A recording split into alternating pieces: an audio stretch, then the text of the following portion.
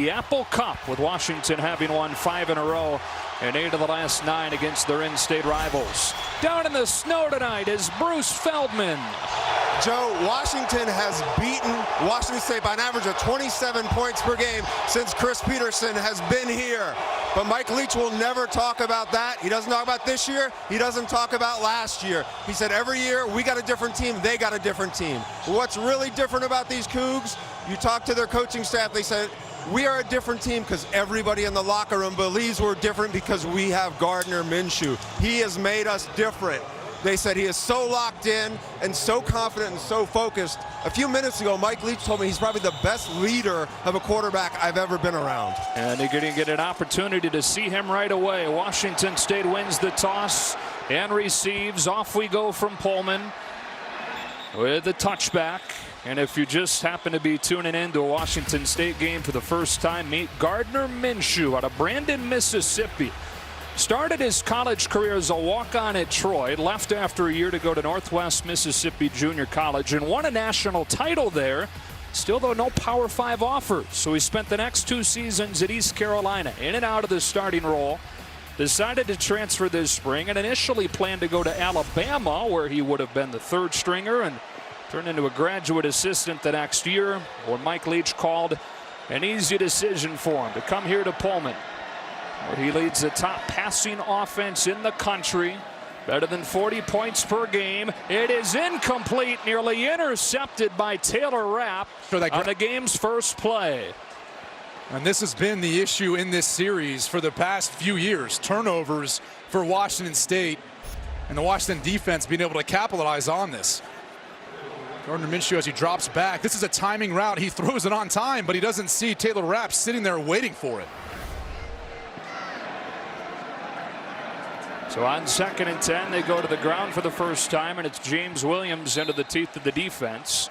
3rd down coming up. As you look at the breakdown for Gardner Minshew, one of the things you have to appreciate about him is he's decisive. When he makes up his mind where he's going with the football, he aligns his body, he gets his eyes where they need to be, and he delivers a strike, and he's balanced. And it's not just being balanced in the pocket with his throwing motion, it's balancing everything that Mike Leach puts on their quarterback in this system, everything that's come along with all the hype now as he's a Heisman candidate, and this team has really grown out around him. He's able to balance and handle it all. Looking at a 3rd down and 5 on the first possession for the Cougars. Travell Harris in motion.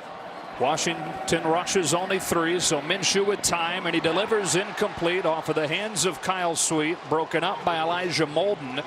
And the Pac-12's top offense goes 3 and out to start. Talk to defensive coordinator Jimmy Lake, co-defensive coordinator, I should say, as Pete Kwiatkowski is also part of that group. And then they've had a lot of success versus Mike Leach and this air raid offense. And one of the things he said to me before the game was, we're not going to be able to rush. That's what they want you to do. We'd like to rush 3, drop back into coverage, have eyes on Minshew, and make sure we have good breaks on the football. As good as the passing attacks have been for Washington State through the years, the last 5 Apple Cups, 7 touchdown passes to 12 interceptions. Dragicevic hits it off the side of his foot. Out of bounds at the 35, and we get our first look at Washington's offense led by Jake Browning, who's trying to go 4-0 in Apple Cups. And he's done a good job in these matchups versus Washington State, and it's not easy. When you look at the Washington State defense and really what they task you with, trying to differentiate what type of front they're going to have. They do a good job of disguising coverage.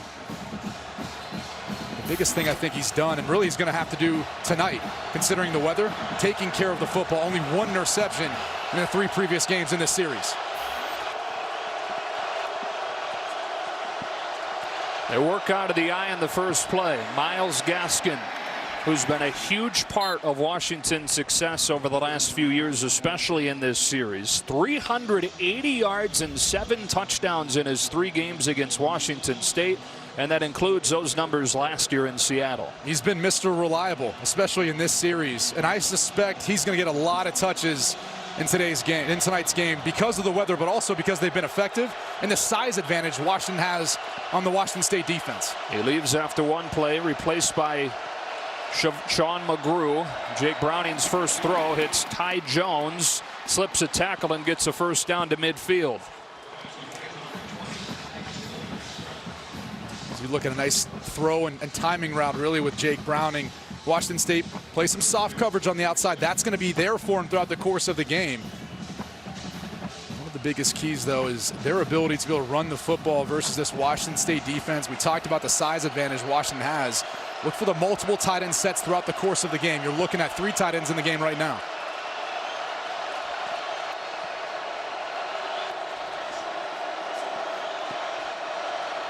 Gaskin back in. He's got it again. Surge from that offensive line, escorting him for a gain of 6. Per man, about 60 pounds of advantage for the Washington offensive line. Yeah, and the thing with Washington State is they move their defensive line so much up front, meaning they do it before the snap, so they make you have to deal with communicating up front, then they do it after the snap. So how you counter that if you're Washington is you just do a bunch of zone blocking because you don't know where these guys are going to be at, and you use that size to your advantage, and then the tight ends to get to the edge and get those big running plays on the outside. Last year, 328 rushing yards for Washington in that blowout win in Seattle. Cougars show pressure on 2nd down with the play clock winding down. They barely get it off. It's Gaskin with a 1st down. Myles Gaskin with an opportunity tonight to become the first running back in Pac-12 history with 4 consecutive 1,000-yard seasons. Talked about the pressure look and Jake Browning checking to the run there. Sometimes people think you got to check to the pass. Not so much. A lot of times you can find creases when defenses bring pressure.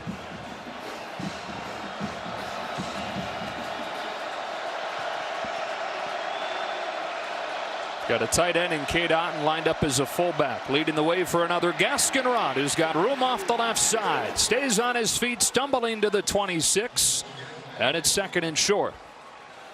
And if I'm Washington, I do this all game long. I continue to attack the edges. That's just a gap scheme. And what they're trying to do is get Myles Gaskin to the outside when he's going to be working against smaller players, cornerbacks, safeties. It's been the MO of the Washington offense every single time they've taken on this Cougar defense. Savon Ahmed, their best big play threat at running back, in for the first time on 2nd and 3. Look at the Washington State defense all up around the line of scrimmage. There might be some opportunities on the outside to take a shot. And set straight downhill, and Ahmed's first run goes for close to a 1st down with Skylar Thomas and Jihad Woods combining in the tackle, and you hear the whistle. Blowing that dead before Peyton Pelluer took off with it. It is enough for a Washington 1st down. Jihad Woods in on that tackle. He was the Pac-12 Defensive Player of the Week last week. Quite the remarkable performance. 11 tackles, forced fumble, fumble recovery.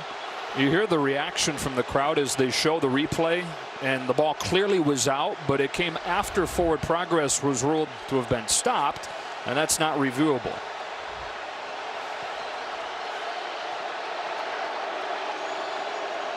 Gaskin back in there.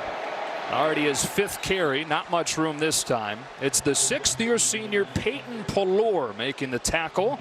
A Washington State record 53rd career game for him tonight. He's really been the heartbeat of the Washington State defense. So experienced. But when you look at him too, he's always on the attack. He's down around the line of scrimmage. As soon as one of these offensive line for Washington pulls, he's filling that gap trying to make a play. Don't see a lot of this. Empty set for Washington. And a flag. False start. Offense number 76. 5-yard penalty. Replay 2nd down. So left guard Luke Wattenberg. You know, it may not be the biggest stadium, but it sure is loud. The student section for Washington State has been here probably an hour before the game even started, dealing with the rain, dealing with the cold weather. They know what's on the line. 2nd smallest Power 5 stadium in the country. They've helped Washington State win 13 in a row here. 2nd down and long. Browning setting up a screen. Andre Bocelli gets a couple of blocks into the 21, where it'll be 3rd down. Jihad Woods, his 2nd tackle. This is the down and distance where Jake Browning has really excelled on 3rd down in particular this year. He's handled the pressure well. He's completing 60% of his passes for 7 touchdowns. One of the better quarterbacks in the Pac-12 this year in handling this situation. They run it on 3rd and 8. Gaskin needs the 13, slips a tackle to get it. And what a message sent there by Washington, running the football for a first down on 3rd and 8. Well, that's been the difference. And really the physicality of Washington State. And they're just running single back power. As you can see, Luke Wattenberg, the left guard, just got called for the false start, makes up for it, helping to seal off on Peyton Pelluer, allowing Gaskin to get to the second level. And Gaskin's got to be one of the most underrated running backs in college football. I mean, he's the entire package. The only knock against him is he's 5'10", 190 pounds. Already within a yard of 5,000 for his career now. He'll have a chance to crack 5,000 here. He might need another shot. No gain this time as Jalen Thompson comes up from his safety spot to stop him for no gain. He's going to get another opportunity. And sometimes they get down in this area of the field. Sometimes they'll go wildcat with them. And he'll be at that quarterback position. But the guy to keep an eye on when they do want to throw the football is Ty Jones. He's got an extreme size advantage at 6'4", 209 pounds. He's got 5 touchdowns in the red zone this year. Lined up to the top of the screen. On 2nd and 10, Browning well protected. Zips one into the end zone, picked off by Skylar Thomas. Washington State stands up, backed into its own end, intercepting Jake Browning.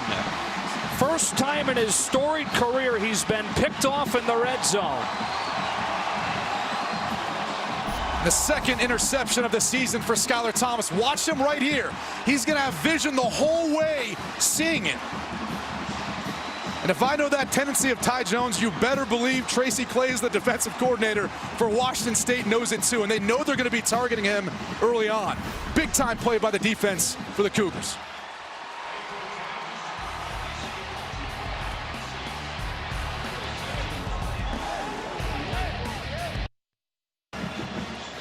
It's one of the more incredible numbers in college football right now, isn't it? He's still, even with the 1. He's been so good. I mean, throughout his career, he's one of the guys that's more underappreciated just for his career and what he's accomplished. 37 wins, more than any quarterback in Pac-12 history. Flag flies as Levi Onwuzurike jumps off sides. Steven Strimling, head referee tonight. Number 95 of the defense in the neutral zone, causing the offense to move. 5-yard penalty, remains first down. Levi Onwuzurike might have one of the faster get-offs on the snap of the football, and obviously Washington State's noticed that, and he has been drawn off sides a number of times, so keep an eye on that. Since Washington State's at home, they're able to use a mixture of snap counts to keep Mount's heels. Washington, the least penalized team in the Pac-12, called for a couple already tonight. Owen makes it 1st and 5. The freshman Max Borghi swings out. Minshew looked his direction, but it was taken away, so he takes off, which he does well, getting 7 yards and a Cougar first down. You want to talk about the difference between what Gardner Minshew has brought to this offense? It's that. It's his ability to pick up first downs with his legs. He's not the most athletic, but he's opportunistic. When he's there, he buys time, and he's able to get enough to pick up a few first downs. And you only have to do that once or twice throughout the course of a game to all of a sudden put more pressure on that defense. Keep them honest. Just establish the threat. First down from the 31. Washington shows pressure. And Borghi's first carry goes for a short gain. And this matchup here, Brady, of strength against strength, top scoring offense in the Pac-12 against what is, for the 4th year in a row, the best defense in the conference. Yeah, I think the only thing lacking for Washington this year, and something that's been different in years past, is their lack of pressure. Only 17 sacks on the season. They're going up against an offensive line for Washington State that's only given up 9 the entire year. Maybe the best pass protection offensive line in the country.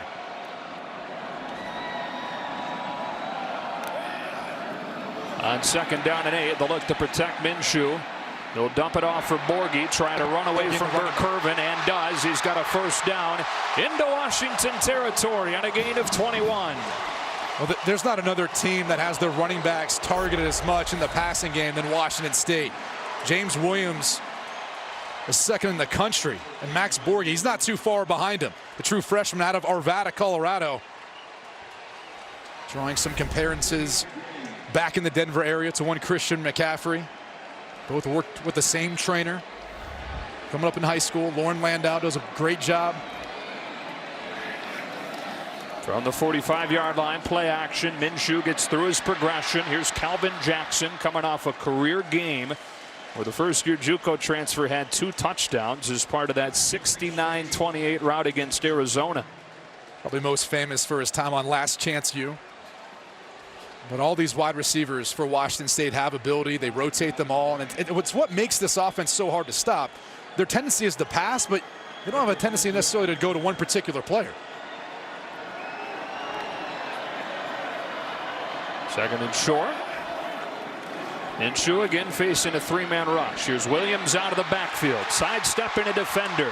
First down and more to the 20. JoJo McIntosh pushed him out after a gain of 19. Well, and he is as good of a job of anyone of making the first guy miss. And we talked about it. Gardner Minshew, when nothing else is there downfield, he knows to get to his outlet. James Williams, Max Borghi, the running backs. You get them out in space, they're going to make the first guy miss, and they're physical with the football. Cougars on the move with a first down to the 21. Minshew quickly throws low. Kyle Sweet, the team captain on his senior night, has his first catch. At some point, Washington's going to have to go to man coverage because Gardner Minshew is surgical right now, finding the tough spots or the soft spots in the zone coverage. Let's take another look to see if he caught it. That looks like it hit the ground before he necessarily had possession of it. And they do blow it dead before another snap. The ruling on the field of the previous play of the catch is under further review. Yeah, I don't know that Kyle Sweet was able to get his hands underneath to get possession before the nose of the ball hits the ground. And while they take a look at this upstairs, we'll take a break. Back to the Apple Cup after this.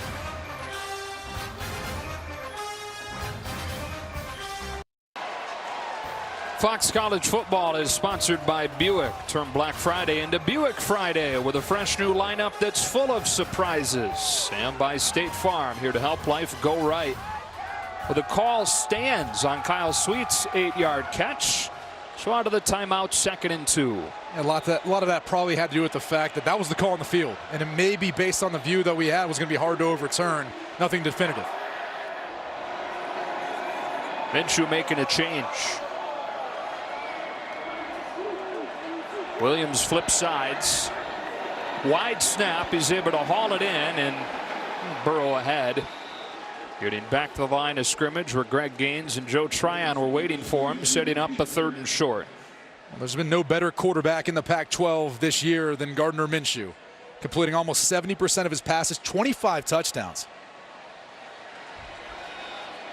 It's been incredible, and you can see just the amount of communication that goes on between the sideline and Gardner Minshew and everything that's on his plate. He's just communicating the protection to the offensive lineman, signaling out the routes, and Illegal substitution on the offense. Number 17 and number 5 left the field and then re-entered without staying out for a down.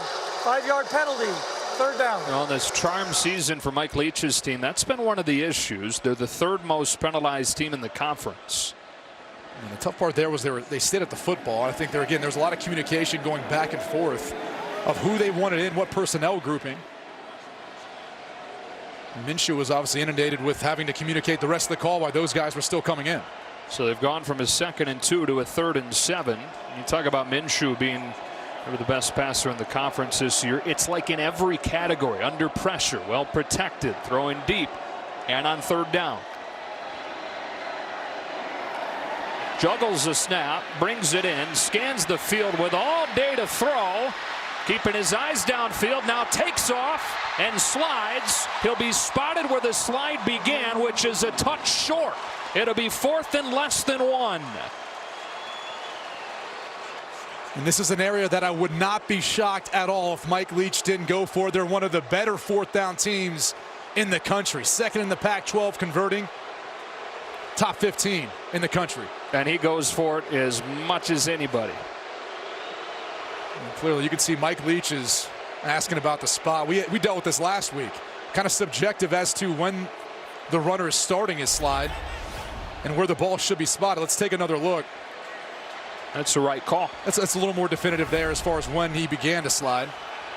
They're going to use a timeout in front of this 4th and 1.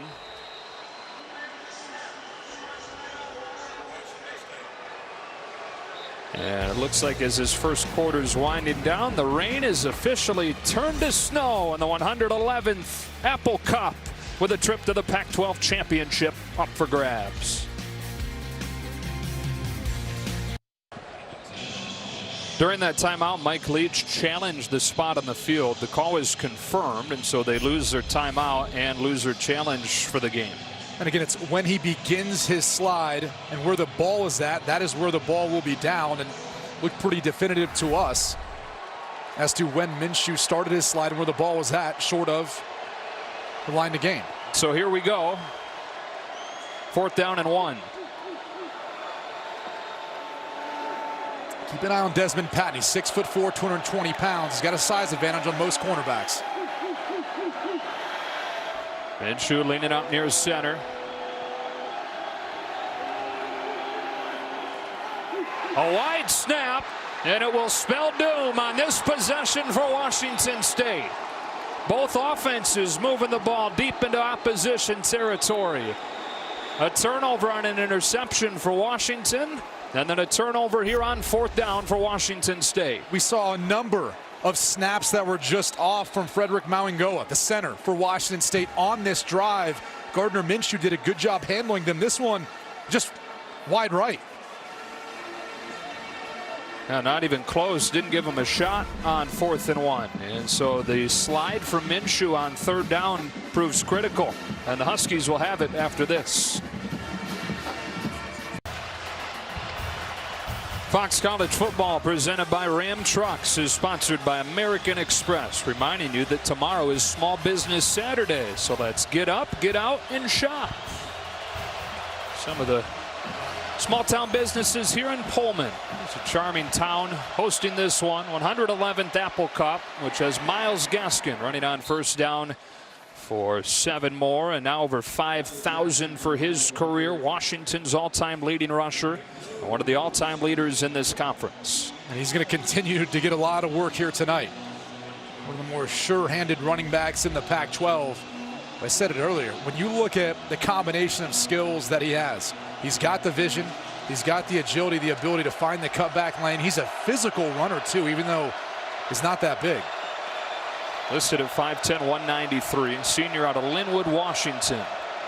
Back-to-back carries to open this drive. This one shut down. It'll be 3rd and short as Dylan Sherman, the former walk-on, makes the tackle.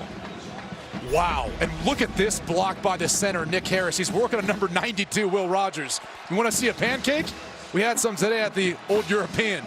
That is a pancake, my friend, and it wasn't a huge gain because they didn't get up on the 2nd level. But that is Washington right now imposing their will on the Washington State defensive front. Time as a starter all 3 years at Washington. Nick Harris ready to snap it on 3rd and 2. Option play. Browning cuts it upfield and gets a 1st down. Our look of confidence brought to you by Rocket Mortgage by Quicken Loans, America's largest mortgage lender. And it's the look of Jake Browning trying to come back from that interception. And look, he's been through it all. And maybe the first this year for him was getting benched versus Cal. Wasn't having the best game. Wasn't all his fault. There's a number of drops and other issues going on in that game, but got benched. Since then has responded nicely with the exception of the interception on the last drive. Play action on 1st down with his eyes downfield. He'll heave one for Andre Bocelli through the snow inside the 20. A perfect strike for a gain of 50. You run the ball, you run the ball, you run the ball, and then you set up the play action pass game. Here's Bocelli, and he's just going to run really a deep crossing route. And it is one-on-one with Darian Moulton, the cornerback. And Bocelli's one of the faster players on Washington. And really the key here is look at Browning. He throws it across the field. That allows Bocelli to run to the football. A lot of times quarterbacks have the tendency to throw it too far upfield. Talk about a look of confidence. Jake Browning said that you can question a lot of things about me, and people have throughout his career. But he said his mental toughness, how he handles adversity, is not one of them. And that's what he's most proud of over the course of his career at Washington. Browning says he knows that's what his family is most proud of as well, the way that he's bounced back from the different things he's gone through. That includes that benching at Cal a few weeks back. And he's a humble kid. You know, we talked to him earlier this season about going to all the camps and everything else that's out there for him. He said, I didn't really want to be a part of it. I knew I wanted to go to Washington. I knew I wanted to play for Chris Peterson. I want to get that process started. They hustle out of the huddle here and an end around. Savon Ahmed, blocker in front. Inside the 10, it's 1st and goal. Boy, they love to get Ahmed in space any way they can. And the sophomore out of Kirkland, Washington has the Huskies on the doorstep. And he's got 100 less touches than Gaskin. The same amount of touchdowns. I mean, he's got burners. They try to utilize him on reverses like we just saw, sometimes in the passing game, and then on jet sweeps outside of your traditional running back spot. Hey, how pretty is this scene? How perfect is this scene with the snow falling in the Apple Cup? It doesn't get any better than this. By the way, they got all these big tight ends, and keep an eye on number 1, Hunter Bryant. 1st and goal, straight ahead. Myles Gaskin spinning his way in. Touchdown, Washington. The Huskies strike first.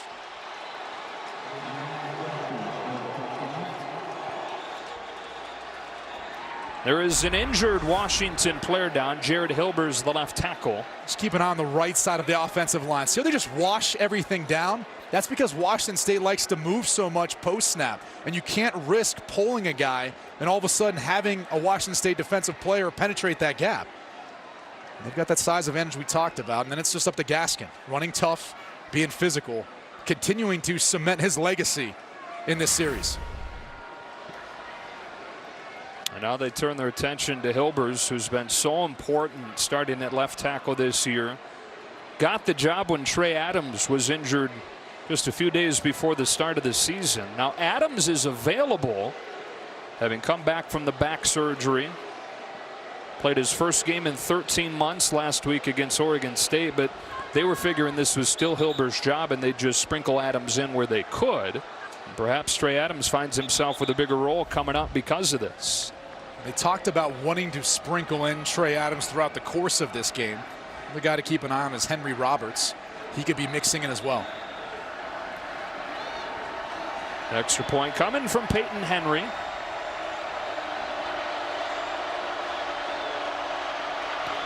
And it's 7-0 Washington.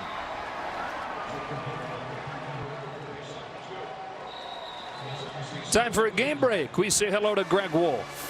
Hi, Joe. Number 6, Oklahoma. Number 13, West Virginia. Winner gets Texas, the Big 12 championship game. Kyler Murray, 55-yard touchdown run on OU's first possession. Second possession hits Marquise Brown for the 7-yard score.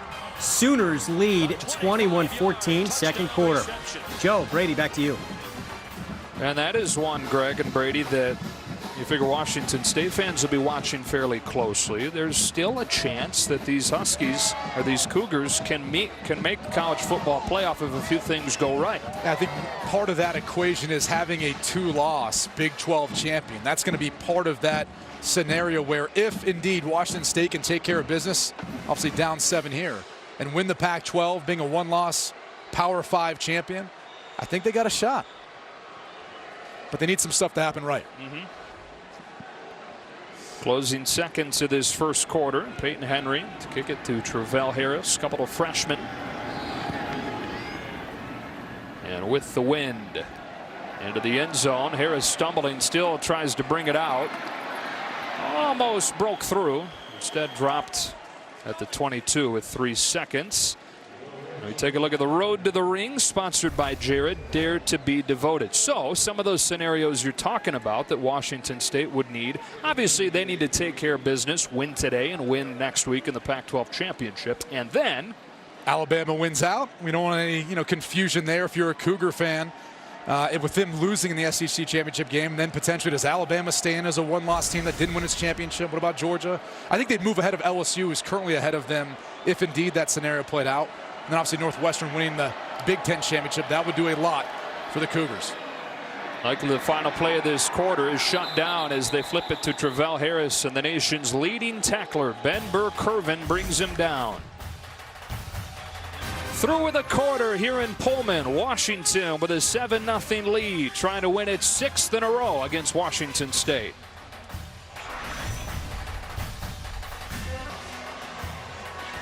Ready for the second quarter as we welcome you back to Fox College Football, sponsored by Ram Trucks, built to serve. Here in Pullman, 7-0, Washington in front.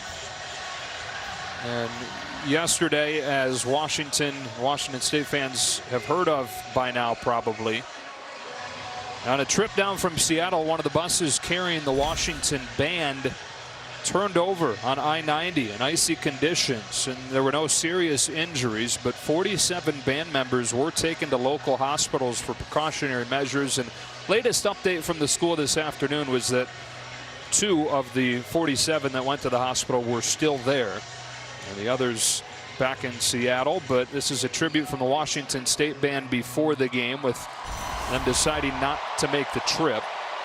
The band director, Brad McDavid, said that the band is like a family and they'll do everything together. And because 47 of them couldn't continue the trip, the entire crew stays back in Seattle. So our thoughts with those guys going through what can be a really scary experience. Really bad roads between Seattle and here in Pullman. Second down, 17 to open this second quarter, with Washington in front 7-0. Winner of this one to the Pac-12 championship game to take on Utah next week. Gardner Minshew on a draw play. Max Borghi breaks a tackle, gets to the 25, where it'll be third down, and we go down to Bruce. Joe, before the Washington defense came back on the field, Jimmy Lake, the defensive coordinator, was adamant to his linebackers, especially Ben Burke-Hervin, you guys got to own the boundary. He's very concerned about Max Borghi's speed when they dump it off, as well as James Williams. I think that was kind of eye-opening for them earlier in the game, how fast those kids are. And boundary means the short side of the field, meaning not the longer side of that. So in this case, that'd be the top of your screen. They're down in 7 for Washington State. Pressure coming out of the secondary. Here's Tay Martin trying to get around Jordan Miller. A flag flies and the drive is extended. Those two going back and forth. It's chippy already, and we've still got 3 quarters to play. When Gardner Minshew likes to take a shot, it's either Tay Martin or Desmond Patman. There was a lot of pushing and shoving going on. You see him at the bottom of the screen. It's press man-to-man coverage, one-on-one.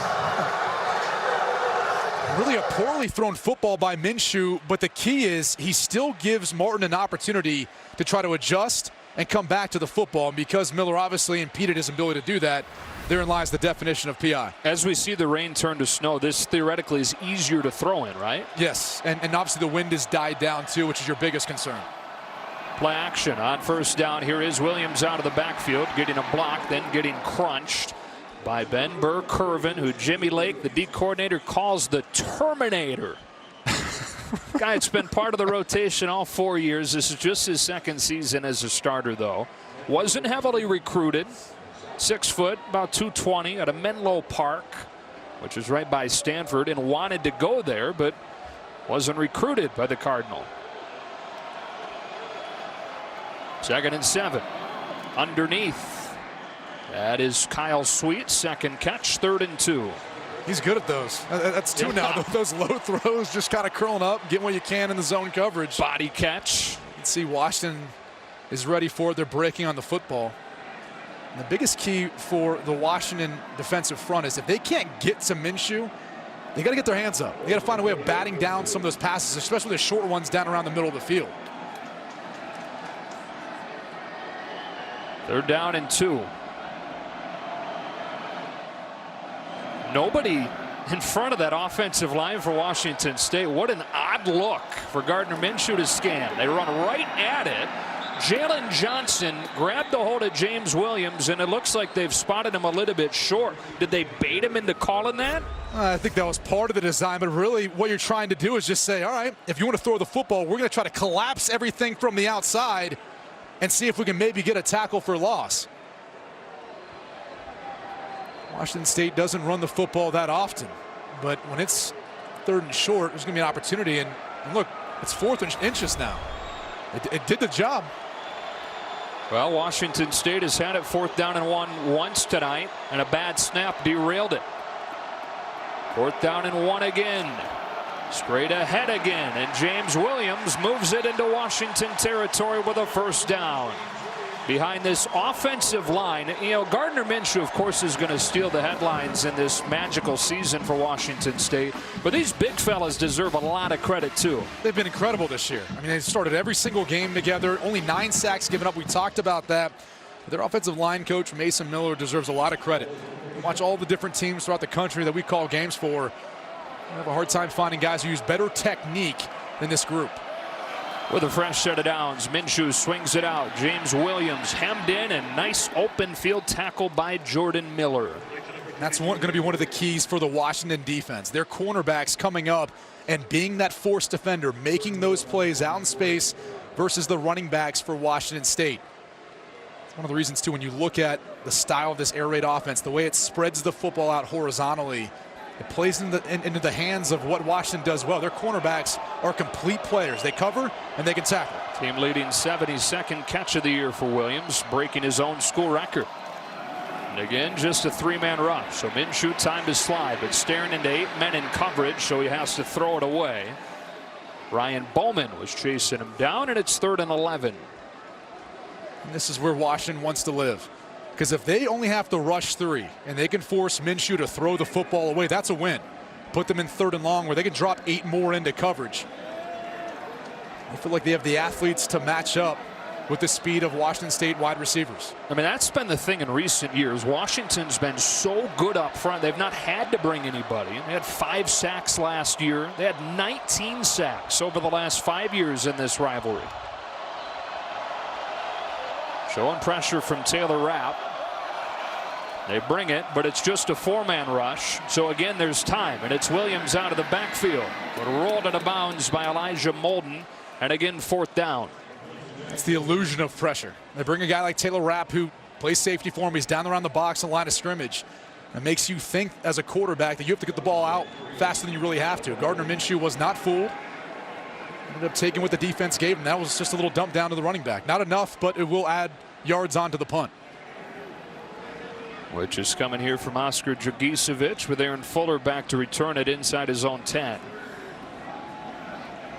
I'm surprised if Washington at some point throughout this game doesn't try to go for one of these. Good high spiraling punt into the end zone as Moulton couldn't corral it. Washington catches a break there. We'll be back on offense with a 7-0 lead after this.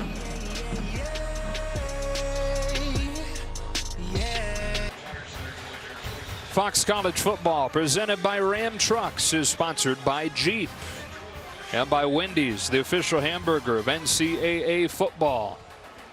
Washington ready to begin this drive. Before they do, we check in with Bruce. Joe, injury update for Washington. Jared Hilbers, their starting left tackle, lower right leg. He's trying to get it loose, but he's been pretty ginger on it as he's tried to loosen it up. So Trey Adams, their former standout left tackle, who's been injured, he's loosened up and he's ready to go, and he's taking the field. Tore his ACL last October and then was ready to come back this year before injuring his back 4 days before the opener, and pressed into a much bigger role than anybody expected here tonight.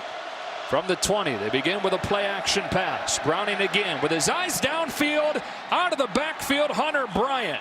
Another guy who's coming back from injury after missing the first 2 months with a knee injury.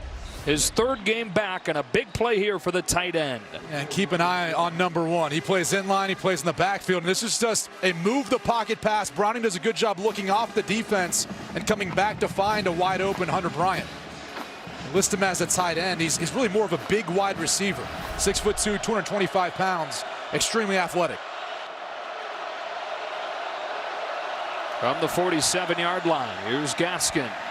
Somehow able to slip his way through and get 8 yards. Chris Peterson described, Brady, this Washington offense so far this year as sporadic. They've had times where they've been explosive, times where they've not done anything. The bottom line is the expectations were higher when you consider what they've done the last 2 years. Well, part of their issue has been the red zone. You know, you go back to the past couple of years, they've been much better at putting the ball in the end zone and not settling for field goals. They're 100th in the country this year in red zone percentage.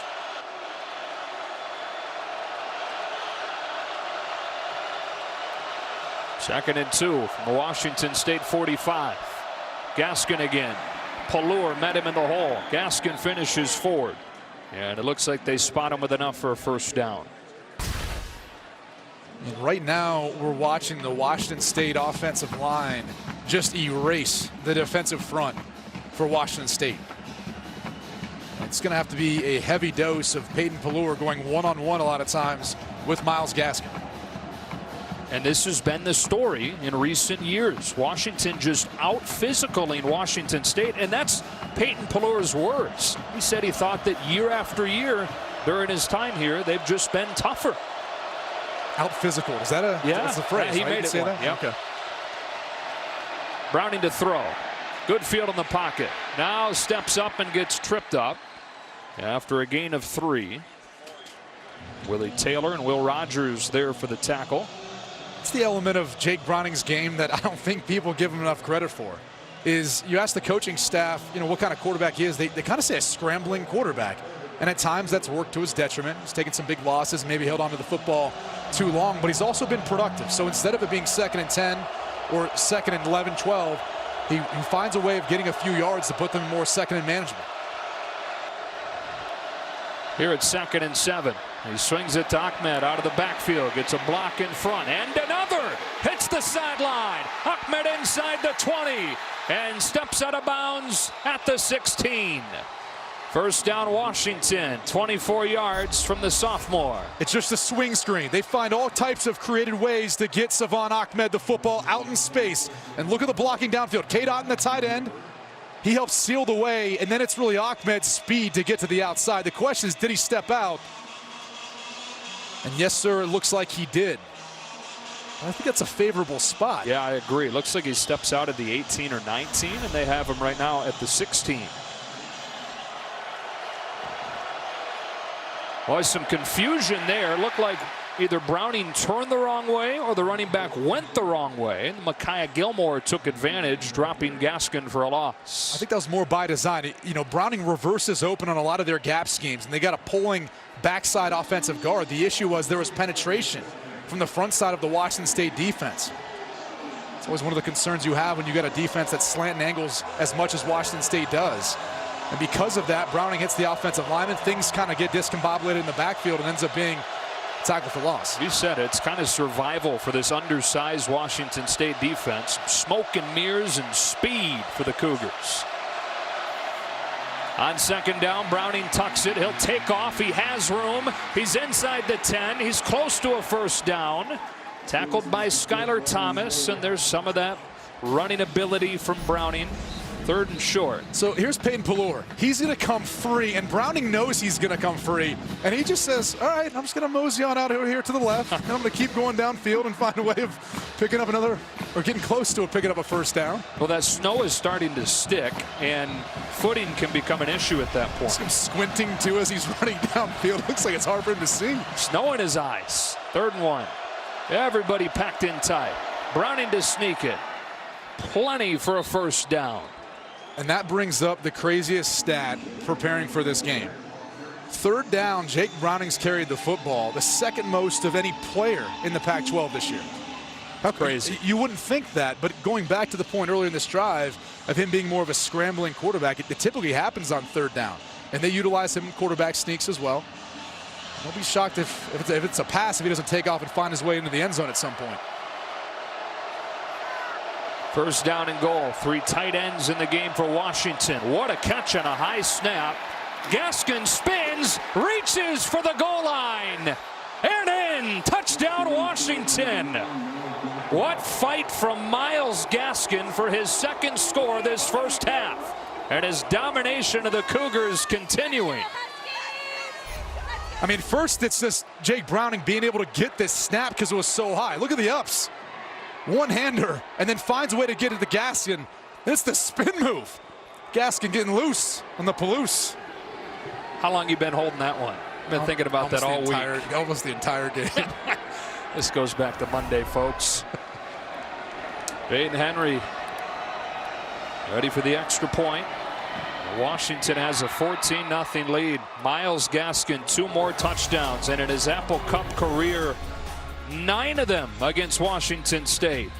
Cougars find themselves in a hole late in this first half.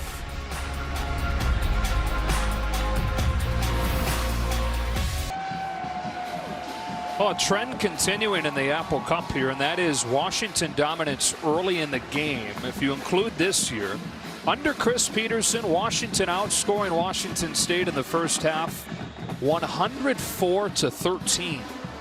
Entering into this game, and it's really on Gardner Minshew to respond. Nation's leading passer, less than 100 yards so far, hands it off to Max Borghi, who's got 4. But that's what has given this Washington State team hope. It's his confidence.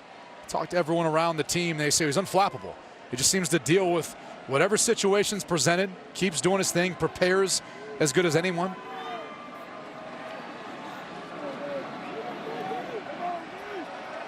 They hope that he's the reason why this year is different for Washington State team. It's lost 5 in a row to Washington. Looking for their first trip to the Pac-12 championship. Here's a dump down for Borghi. Elijah Molden slowed him down, and then the rest of the defense rallied with Brandon Wellington getting credit for the tackle and making it 3rd and short. You wonder too if Washington State might pick up their tempo just a little bit. You think air raid, typically everyone thinks up-tempo offense. That hasn't been Washington State. You know, coming into tonight's game, they actually led the Pac-12 in time of possession. It's crazy, yeah, right? Usually those two things don't go together. Time of possession and long drives as far as number of plays. They're productive, just not exceptionally explosive offensively. On 3rd and short, Minshew, time to scan. A man comes open underneath. That's Calvin Jackson. That's a Washington State first down on what is turning into a really important drive here for the Cougars late in the first half, and Washington set to get the ball to open the second. Just watch Gardner Minshew's eyes. Starts to the left, doesn't see anything. He's patient. No one's coming to him. Doesn't need to move, doesn't need to go anywhere. Keeps a good base, throws an accurate football first down. I mean, that has been the story of this season for Gardner Minshew. That O-line again giving him all day to do that. Those comfortable mechanics. Both running backs in there on 1st and 10.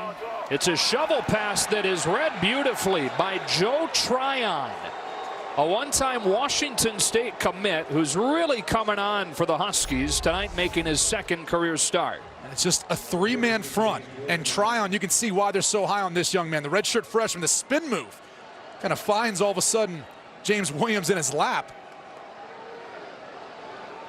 How does a guy that looks like that go pretty much unrecruited? His offers were Washington State and Eastern Washington before the Huskies got involved. I think he needed to develop, and I think even in Washington they've said he's slowly come on, and all of a sudden the past few weeks the light switched. 2nd down, 14. Minshew flush this time on the edge with his eyes downfield. He'll cross the 35. Brandon Wellington ushered him out, and it's 3rd down. This is so much fun, though. As Minshew's scrambling, Miles Bryant's trying to come up to pitch and make a stop. He slides. I mean, typically you think of field turf. Usually it's a little bit better footing for you. It's not going to be quite as sloppy, especially in the snow, but it's something to keep an eye on. It's to the point where it's kind of hard to see the yard lines. 3rd down and 6. 2.5 minutes left in this first half. A Washington State team that averages better than 40 points per game to lead the Pac-12. Looking for his first points tonight. Borghi can't get away. First to get there was Ben Burr-Kirven, and then Taylor Rapp finished him off. 4th and 5. And the question is whether or not you go for it. We talked earlier about Mike Leach being as aggressive as anyone going for 4th downs this season. And given how this game has gone with the momentum on Washington's side, I don't think this is going to be a surprise to anyone. The question is, where does the football go? Who do you trust the most? 1 for 2 so far today on 4th down. The guy's typically been James Williams. He's coming into the game leading them in receptions. Timeout Washington. We'll take the timeout with them. Back for 4th and 4. All right, Rob, 4th down and 4 coming up here for Washington State. Keep an eye on number 6. Jameer Calvin is at the top in the slot. All right, Bell motions across. Minshew retreating, scanning, well protected, with all day to wait for somebody to come free. His name is Calvin Jackson. A big first down pickup for the Cougs. Well, if you're going to give Gardner Minshew all day, he's eventually going to find someone. Just a three-man rush, dropping 8 into coverage. And Minshew, look at him navigate the pocket. He knows he doesn't need to go anywhere until he absolutely has to and feels the pressure. And there lies Calvin Jackson. A good job by the wide receivers for Washington State, continuing to work and finding ways of getting open. Calvin Jackson had 11 catches in his first 9 games. He's got 13 over the last 2.5. So fresh shut it down. Minshew in trouble. Heaves to the sideline. Kyle Sweet gets popped by Elijah Molden. Inside of a minute now, second down. I can't tell you how big that 4th down conversion was, too, because if not, you're giving Washington back the football with the momentum, with 2 timeouts. And the way they've worked the football down the field, I think could go entirely different. Think about this, too. Washington gets the ball at halftime. Second down and 4. Both Borghi and Williams in the game here. Minshew very effective, very efficient. Just not a whole lot there in the way of yardage.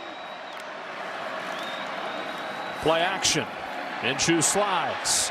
Still looking. Dump it off for Borghi, who's pulled down inside the 20 by Miles Bryant. And third down coming up. Does such a good job not forcing things and just taking what the defense gives him. You know, Minshew spent some time with Hal Mumme, largely credited with the innovator of the air raid offense in Jackson State. This past spring, once he decided that he was going to be coming to Washington State, he said, you know, I better learn from the guy who invented this. And he went up every day, spending time during the spring, listening to Hal Mumme. He could really teach and install the offense. And that was something that I think has paid off huge dividends for him coming up to Pullman, really having a strong grasp and understanding of what Mike Leach wanted. Before this third down, we check in quickly for a game break with Greg. All right, Joe, thanks. We go back to Morgantown. Figured to see plenty of offense tonight, but the Sooners defense delivering one of its biggest plays of the season. Caleb Kelly strips Will Greer, scoops it up, goes 10 yards for the touchdown. Sooners lead the Mountaineers 35-28 at the half. Joe, Brady, back to you. Washington State fans rooting for West Virginia in that game, hoping to ensure a 2-loss Big 12 champion. But they've got plenty of their own business to take care of. And a 14-0 hole and facing 3rd and 3.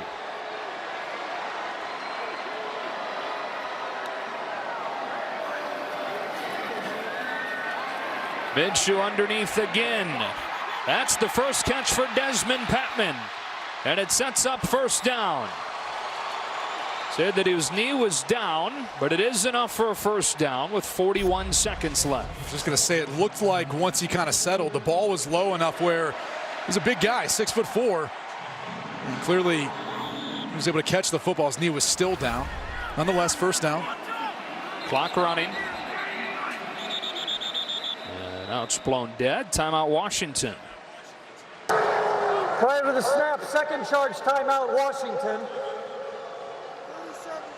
Please put 37 seconds on the game clock. Coming up at halftime, stay tuned. Rob Stone, Dave Wannstedt, Matt Leinart, Robert Smith have the State Farm halftime show. The top 15 showdown in the Big 12. They'll recap that. Texas clinching one of the spots in the Big 12 title game, taking care of Kansas today. And as Rob told you, UCF stays unbeaten, but comes at a cost today. Such an important drive here for Washington State. Down 14-0. Washington ready to get the ball to open the second half. But a big pickup on third down as Minshew stays very efficient, 16 of 19, just trying to crack the end zone for the first time tonight. I would be surprised too if they don't try to run the football maybe here. It's not outside the realm. They still have a timeout left, so it's not out of the playbook at this point. Or maybe even Minshew taking off too and being a part of that. You know, they're a pass-happy team. You get to this portion of the field, it becomes a little bit more difficult. And Washington's dropping 8 guys into coverage. It's hard to find passing lanes. And Minshew all season has been really effective even in these tight spaces. They're one of the top red zone teams in the country. They hand it to Williams, who gashes it. Touchdown Washington State. Boy, they needed it badly, and they got it from the junior.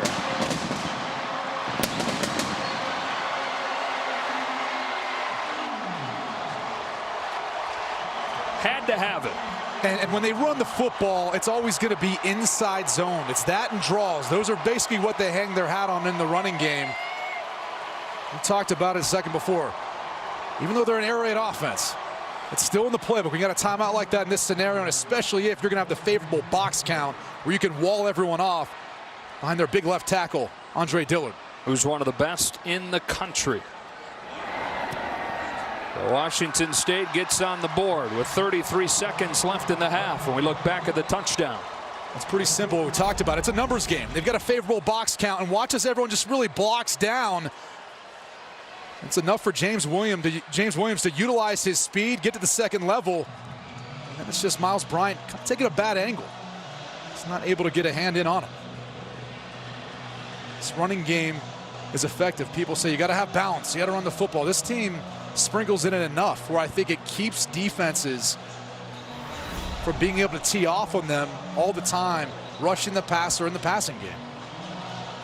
The guy, James Williams, that had a good season last year, but he came into this year thinking that he could be a whole lot better. Huge offseason for him. Worked extra hard. And has produced now 15 touchdowns this year.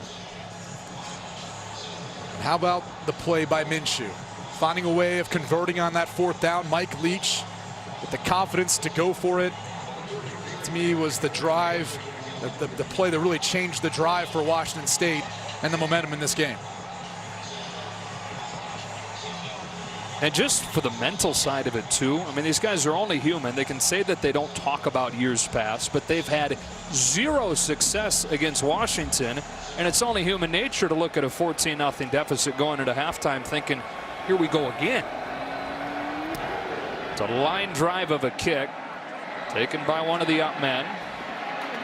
The ball comes out. Washington State's got it. Desmond Patton recovers at the 26. And still 28 seconds left.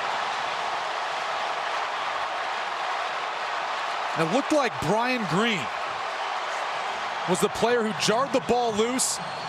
Desmond Patman, who's a part of this kickoff coverage group, ends up being Johnny on the spot. Desmond Patman helped create a TD last week on kickoff coverage with good hustle. You know, you squib that kick too because you put it on the ground. Guess what? That ball comes up wet. It's hard to handle, especially for an upman who's not accustomed to doing that. And it's Koldu Botts, one of the 59s, that forces that fumble. That gives it back to Washington State. First down from the 26. Minshew again underneath. Max Borghi stumbles. And this weather's starting to wreak havoc on this game. Cougars will use their final timeout with 20 seconds. And so with 20 seconds left, you know, you can run one play and come up and spike it. If indeed the ball is inbounds, the clock's still running. So you got a couple opportunities here. Time-wise after that, you got to start thinking, taking what you can get, maybe with a field goal. As you look at Dubats, he's fired up. How about Gardner Minshew, Brady? 17 of 20. 95 yards. I'm not sure we've seen a throw go more than 10 yards downfield. Credit the Washington defense. I mean, it's not like they're giving up a bunch of big plays. Well, he hasn't been their MO all year, and they're keeping everything in front of him. Forcing Gardner Minshew to do what he's done all season long and go the long and hard way to try to find a way of getting points. Trying to take advantage of the special teams turnover here. Out of timeouts now, 2nd down and 7.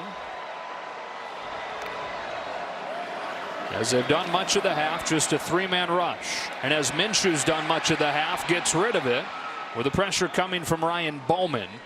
It'll be 3rd and 7 as he once again tried to check it down to Borghi. Now, Ryan Bowman's a guy who always pops on film. Doesn't have a sack this season, but it seems like he's always closer around the quarterback. One of the more faster, twitchy guys. They'd like to put him in on these passing situations. But now you're looking at the territory where this is really tough. If you complete this ball in bounds, yes, the clock stops if it's a first down. We're going to take a look at this. But yeah. See if the ball. No. I think they may. The play clock was not running. We'll put it at 25 and we'll start on my ready. All right. So 3rd and 7. Closing seconds of this first half in the 111th Apple Cup. Minshew taking a shot to the end zone. A jump ball, and it's picked off by Byron Murphy. And so Washington's defense able to ensure that that special teams miscue doesn't bite them. And the Huskies are primed to take the lead into the break. Well, in these conditions, there's no gimme that you're even going to make a field goal if indeed this ends up incomplete and you have the opportunity to. But this is the risk you take when you essentially throw up a Hail Mary. Maybe one of the smaller guys back there, Byron Murphy's the one who ends up going and getting the football. And JoJo McIntosh and the rest of the Washington defense ends up silencing the crowd. This is incredible. I mean, there is so much going on when you consider the stakes and then the environment and the weather and the swings in momentum over these first 30 minutes. With a trip to the Pac-12 championship game at stake. 14-7 Washington. We get you to Rob Stone in Los Angeles for the State Farm halftime show.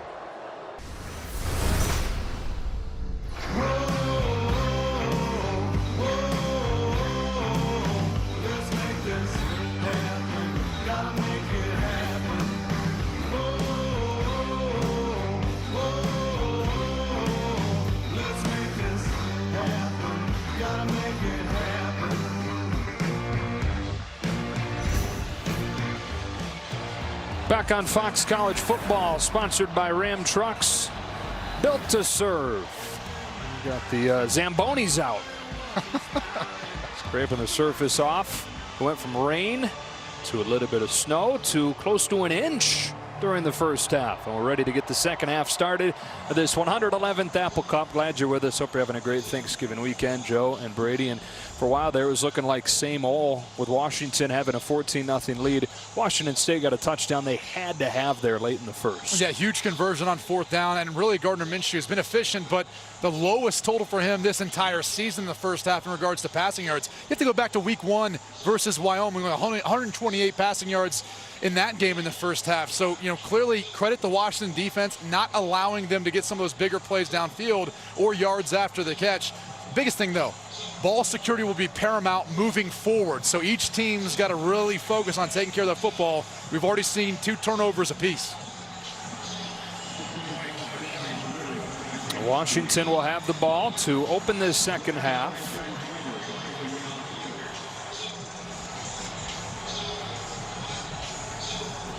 Looking for their second trip to the Pac-12 championship in 3 years, and their sights set on their first Rose Bowl since 2000. Washington State looking for a school record 11th win and their first trip to the Pac-12 championship game. Let's go down to Bruce. Joe, I asked Mike Leach, I said, only 146 yards. How do you get this offense going? He goes, we're not getting any of the explosive plays. They're really hard to do that against. We just got to keep staying in it and keep grinding and just keep playing.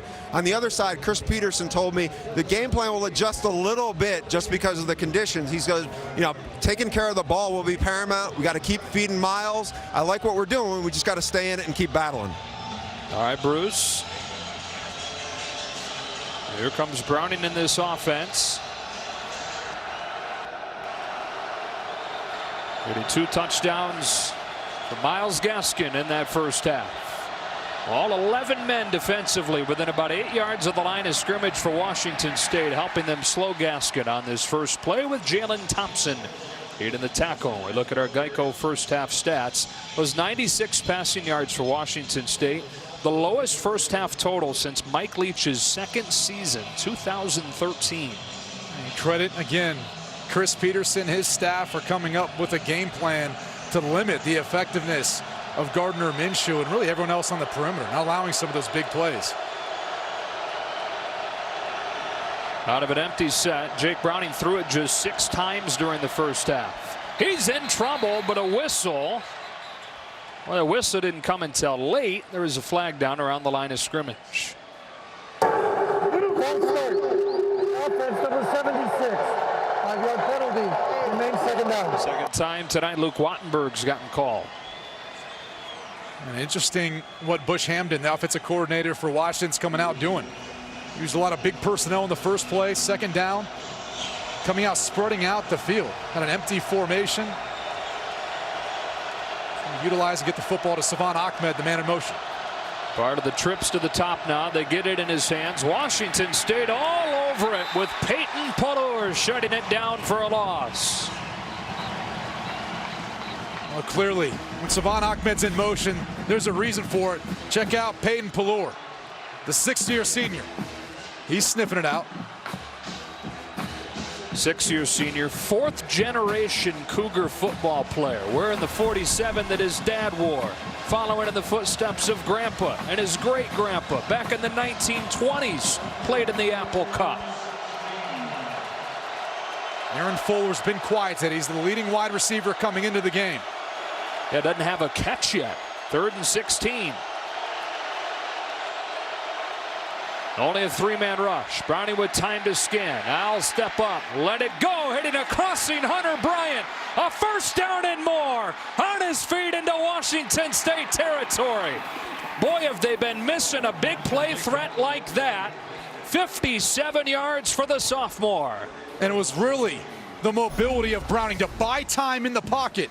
Nothing was there early on. The Washington State defense had everyone hemmed up. And then once he moved, Bryant uncovers. You can see the awkward body throw for the big play. And watch him, he's gonna wait. Now he's gonna find the opening, come across the field. That's what makes him so effective. The athleticism at that size, finished last year 3rd on the team in receptions. But a huge get to be able to have him back. 2 catches, 84 yards in this game. Ahmed comes in motion. This could be a trick play. Fuller on a double pass. It's a Washington touchdown. Right back to Bryant. You think with weather like this, you throw out those special plays in the playbook. Not the case whatsoever. Bush Hamden pulls one out, and it's all about the lateral here, and then you're going to see Hunter Bryant. He's going to release downfield and gets lost and really caught up in everything. And this was set up by a play earlier in this drive. The quick screen out to Savon Ahmed. You thought maybe Washington's going to be more conservative. No, they were moving the sticks, making some big plays, and obviously capitalizing right there. You said watch out for Aaron Fuller, who's been quiet. Is that what you had in mind there? Yeah, of course. Right. I mean, a wide receiver pass, double pass. Yeah. That one's blocked and headed the other way. There goes Hunter Dale looking for 2. Tevis Bartlett trying to chase him down and save 2 points to no avail.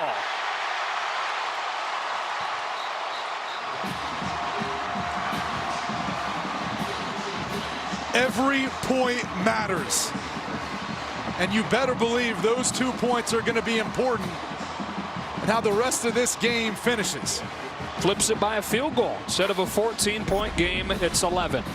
And let's take another look. This looked like this ball wasn't going to get up anyway. I mean, that's just a low kick. It wasn't too tough for anyone to block. And then you see Hunter Dale taking advantage. Now, he's getting loose on the Palouse.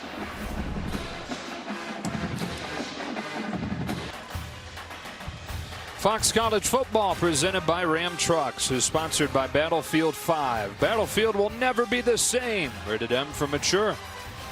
And by Wendy's, the official hamburger of NCAA football. This is our crew dinner last night.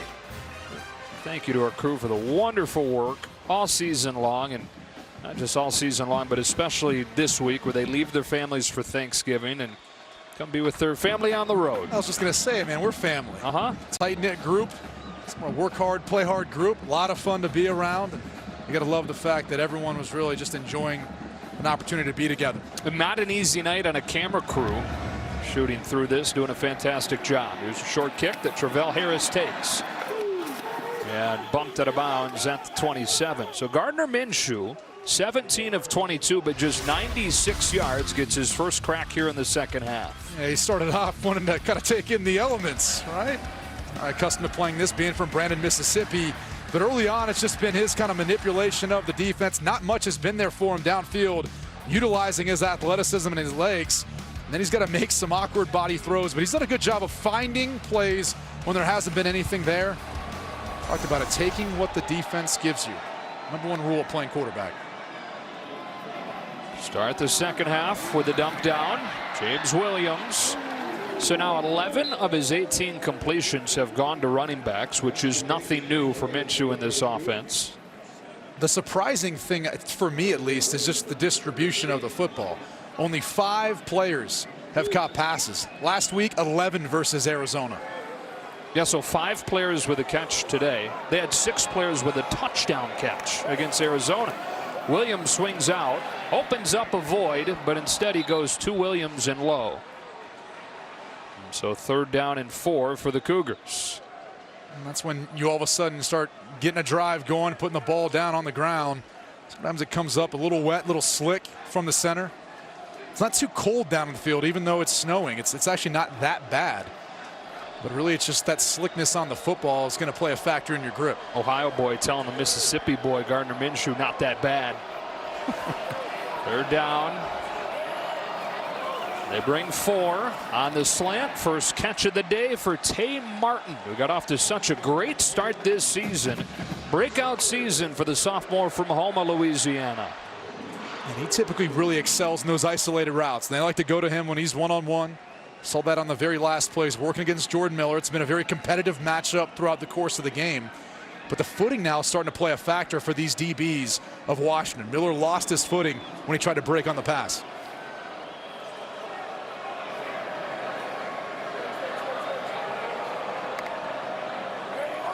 From the 41, quarterback draw. Minshew stumbling past the 45. Brandon Wellington tripped him up. And Minshew, the leading rusher for the Cougs so far tonight. No one saw that coming into this game. And if you look for adjustments here so far in the second half, the Washington defense playing more too high coverage. They've sprinkled a little bit more this year as Jimmy Lake has taken over the play calling duties on defense. But it was more post-high safety in the first half. Post-high zone, putting that extra guy down around the box or line of scrimmage. Now it's been more too high in the second half. One of the staples of the defense this year has been preventing big plays. They do that as well as any defense in the country. In trouble here. Spiked into the ground. There's still no signal. Now the flag comes out.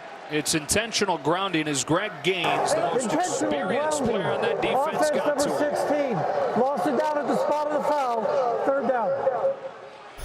First sack tonight. Yeah, if you're a Washington fan, you got to love big Greg Gaines. You've been a 6'2", 315 pounds, and bring your lunch pail. This guy does not give up. He's relentless. He plays low. Kind of reminds me of Kyle Williams for the Buffalo Bills at the next level. And he does it with no gloves. Adds to the appeal. Adds to the toughness. 3rd down 16 after that penalty. Sometimes you see a screen in this scenario. It's Washington State. Borghi is pretty good out in space when he gets it. Here it is. Borghi needs to get it to the 49 in Washington territory and won't, thanks to the tackle from Jordan Miller. And so it's 4th down and 7. And here comes the punt team. These cornerbacks for Washington have been busy. Miles Bryant had a few tackles. Elijah Molden did as well. He was out there. Miller's gotten in the mix. This Washington State defense really challenges you to cover all 53 yards of the field horizontally. Dragicevic doesn't have enough attempts to qualify, but he's been one of the best in the country when given the opportunity. It's a good one that sends Fuller back inside his own 15, and great coverage on special teams on a 45-yard punt with a tackle coming from Kainoa Wilson. Washington back on offense after this. American Express is reminding you that tomorrow is Small Business Saturday, so let's get up, get out, and shop small. Small Business Saturday, proudly backed by American Express. Back here in Pullman. You get to check out one of those small businesses this morning. The Old European Breakfast. Oh, so good. Really good. Took a nap after that one. 20-9, Washington in front here in the Apple Cup. Looking for a trip to the Pac-12 championship, perhaps a trip to the Rose Bowl. They've not gone since 2000. They open this drive with a toss to Myles Gaskin, who looks to cut it back. No lane for that. Stopped by Dylan Sherman, and we go down to Bruce. Joe, that double pass touchdown for Washington before, that was like old Chris Peterson from Boise State. You know, he's all mild-mannered and really low-key, but he's really the king of the trick play in college football, and he's always does it in big games, and this is just the latest example of it. We'll see if he has any more tricks up his sleeve. 4-0 in Apple Cups, Bruce, by an average of 41-14. The hard thing about that play, too, is Hunter Bryant, given the fact how much he's been out, only had 3 catches coming into the game. They empty it out here and throw a screen for Andre Bocelli. He's got room. He's able to slip a tackle and break free across the 40. Andre Bocelli, 3rd catch of the day, goes for 38 yards near midfield. And this was all about the misdirection, the design of the play by Chris Peterson, Bush, Hamden, and company. Browning's going to catch the football. He's going to go back, pump to the right. That allows the blocking downfield to get set up for Bocelli, and then he just turns on the afterburners after running through a tackle. Jake Browning is now 8 for 9 for 206 yards.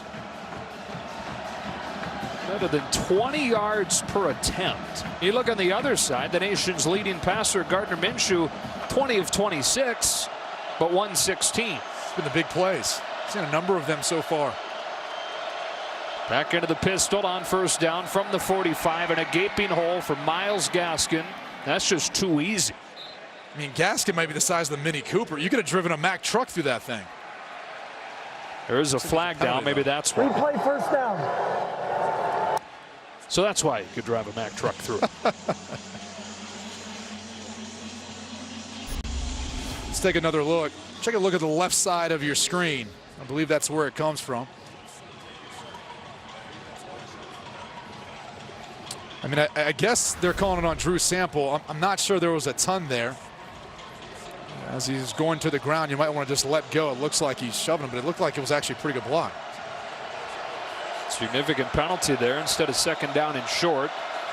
1st down and about 17 back in their own territory. Into the short side, Gaskin waits for the blocks to develop. Gets one from Luke Wattenberg and gets back some of the penalty yards. Jalen Thompson pushes him out. Wattenberg, Cade Otton, we've seen that on this drive now a couple times. And really it's just getting Gaskin out on the edge. And they're able to cut off the Washington State defense. And you've got bigger lead blockers like Wattenberg, who's 307 pounds, and Cade Otton paving the way for Gaskin. Gaskin holding that shoulder. Remember, he missed 2 games with a shoulder injury. Leaves. Ahmed comes in, motions out. Browning throwing the screen back to Bocelli. They broke off a big play on this one earlier. Washington State was all over it this time, forcing a fumble that's recovered by Nick Harris. Well, Bocelli tried to go too far inside. If he just stays out wide, he's got a seam right there. But instead, he tries to go inside of Nick Harris. He did a good job of helping to seal off Dylan Sherman. Maybe couldn't see through the snowstorm. That could have been part of it. A lot of times it's just your momentum, and you almost feel like you want to keep your legs moving and obviously follow into where that sidewalk's going to be. Penalty has set him back. 3rd and 15. Oh, the cushion down on the bottom of the screen to Ty Jones. Browning looking the other direction. In trouble. Lost the football. Washington State scrambling for it. And they've got it.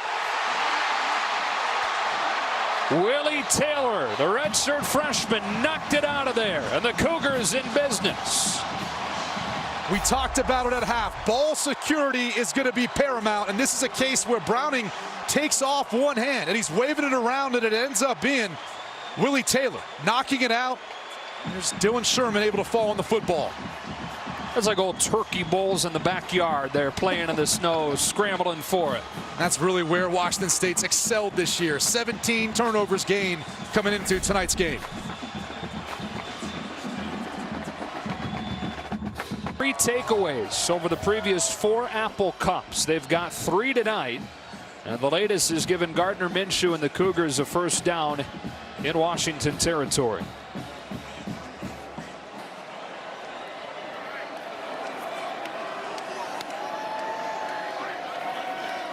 Handed off to Borghi. Smallest of holes. He's able to sneak through it initially, but not a whole lot doing. A gain of just 2. Tevis Bartlett and Keith Taylor combined on the tackle.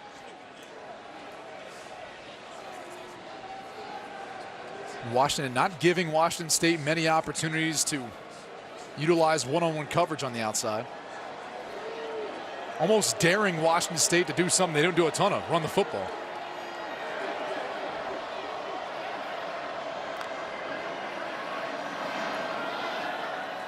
Minshew hits the crosser. Aesop Winston, first catch of the game.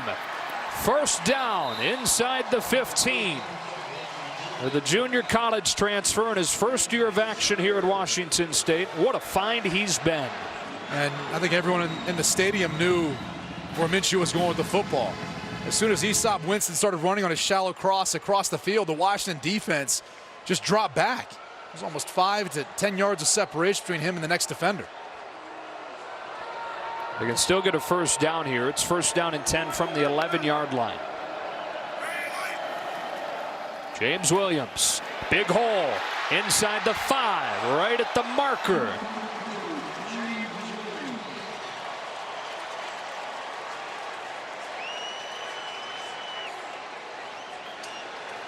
And almost an area where you feel uncomfortable when you run an air raid system, yards and shotgun. You're that close. You also say just run it in, just sneak it in. Take a delay, back him up, get him a little more space. Second down and inches. They go back to the ground. Williams fighting. Looks like he's got a first down, but Ben Burr-Kirven ensured that that was all. First down and goal for Washington State. You'd imagine that they'd keep wanting to run the football in, wanting to kind of utilize this offensive line that's done such a tremendous job this year. But they're going to have one-on-one coverage on the outside. A lot of times you see Washington State run these different pick routes legally. They find ways of helping to scheme guys open.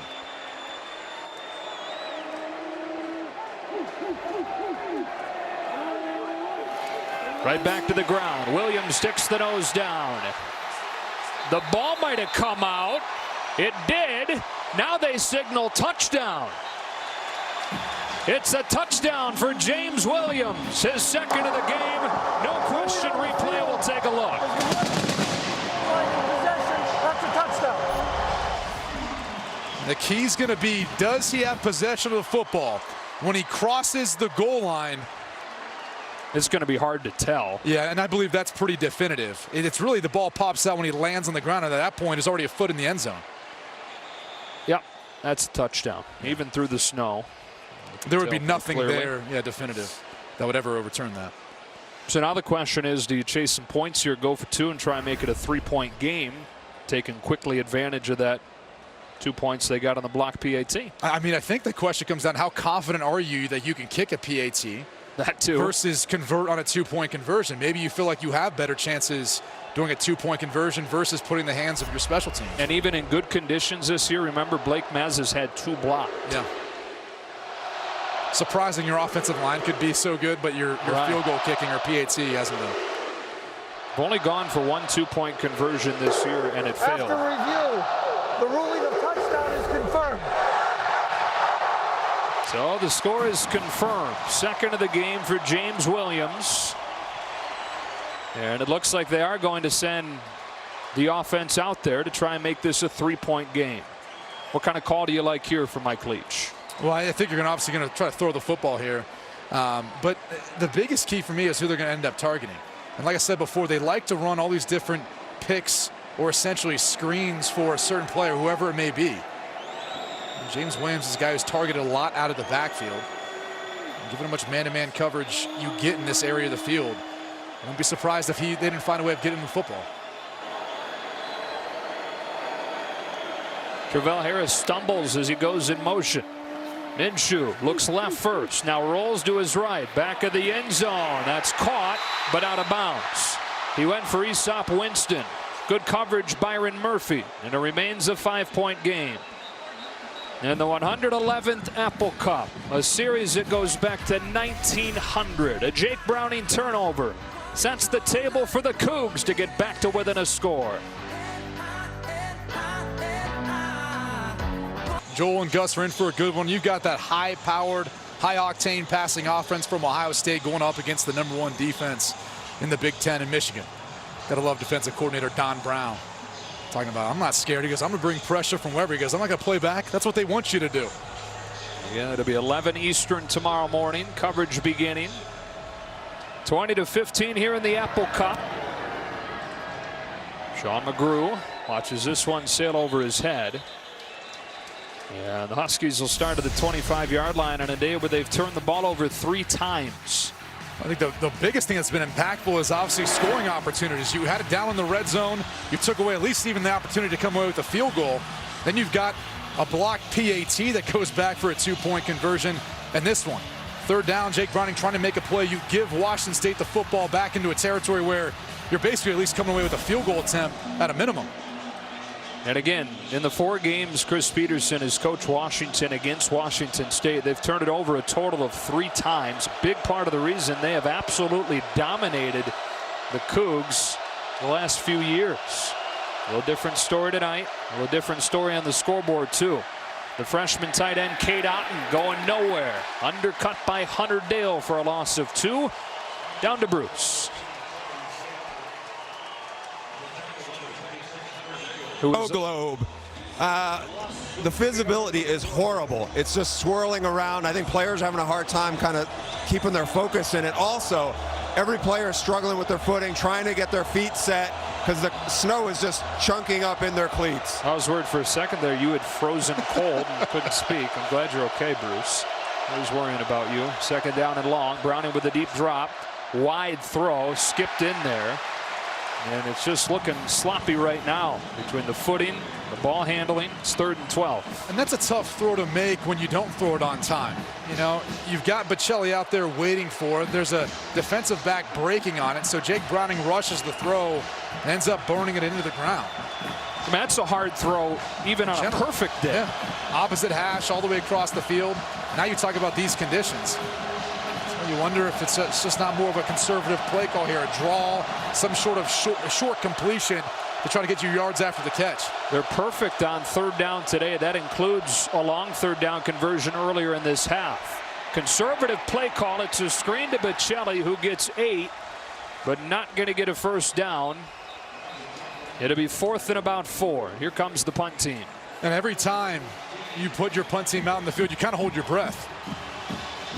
A lot of times you're putting the game in the hands of your punter, your holder, when you're talking about kicking the football. And these guys are sitting there freezing on the sidelines trying to keep their hands warm just so they can receive the long snap. It's the first punt of the day for Washington. Washington State uses 2 punt returners, Travell Harris and Kyle Sweet. Sweet is the more sure-handed of the 2, and he's back to watch this one bounce. Takes a good bounce for the Huskies inside the 20. Down to the 21. Time for a game break. Hello again, Greg Wolf. Hi, Joe. Berth to the Big 12 championship on the line. 5th lead change of the 3rd quarter. Will Greer hits Gary Jennings Jr. 75-yard score. Greer thrown for 494 yards and 4 touchdown passes. West Virginia back on top, 49-45, end of the 3rd. Joe, Brady, back to you. What a night for college football. Well, that's huge for Washington State. We talked about what it would take if they could win here tonight and win the Pac-12 championship, what it could take to possibly give them a shot at getting in the college football playoff. A 2-loss Big 12 champion would, I think, help make their case. Start this drive from their own 21-yard line. Gardner Minshew over the middle. Hits the crossing Tay Martin, who's promptly pulled down by DJ Beavers. Now, Washington's defense is healthy as they've been in a long time. They get DJ Beavers back last week. His first game since the opener when he injured his Achilles, and the staff would tell you that they've really missed DJ Beavers.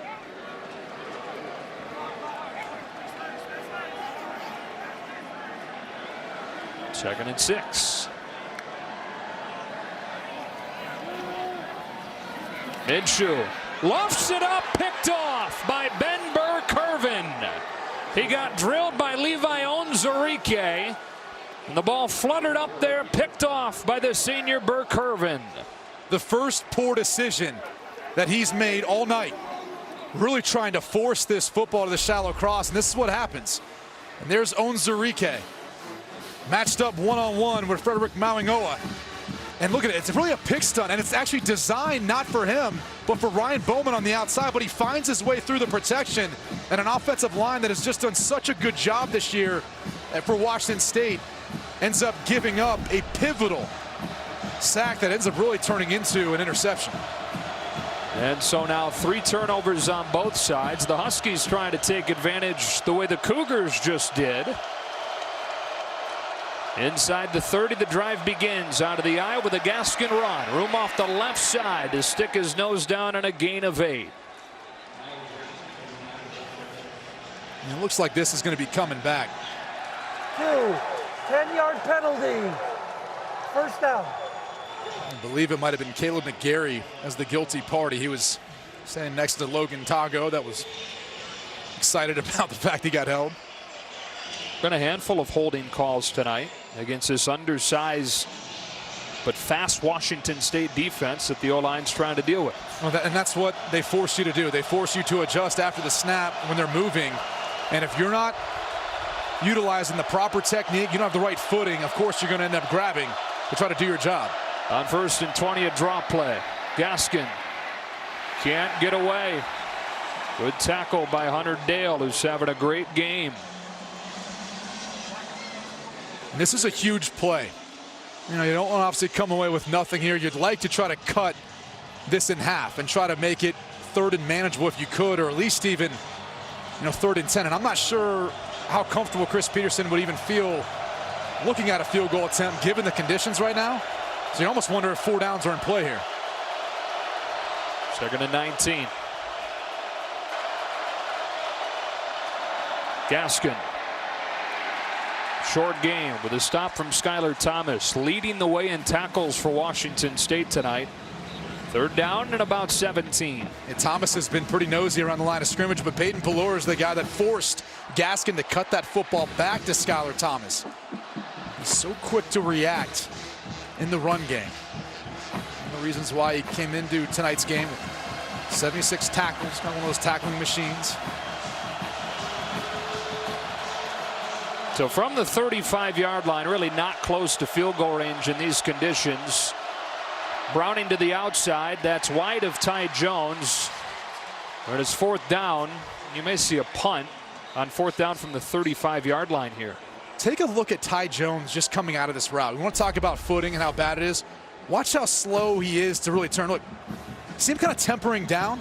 And so that ball is actually not thrown in a bad place. The problem is it's thrown for a nice, warm, sunny day when the footing's okay. Puts it outside where it should be. Look at Ty Jones is so scared of slipping. He kind of tippy-toes through it and doesn't get much. Offense stays out there on 4th down. Could you see a quick kick? Of course. Quarterbacks love doing that, don't they? Oh, too much.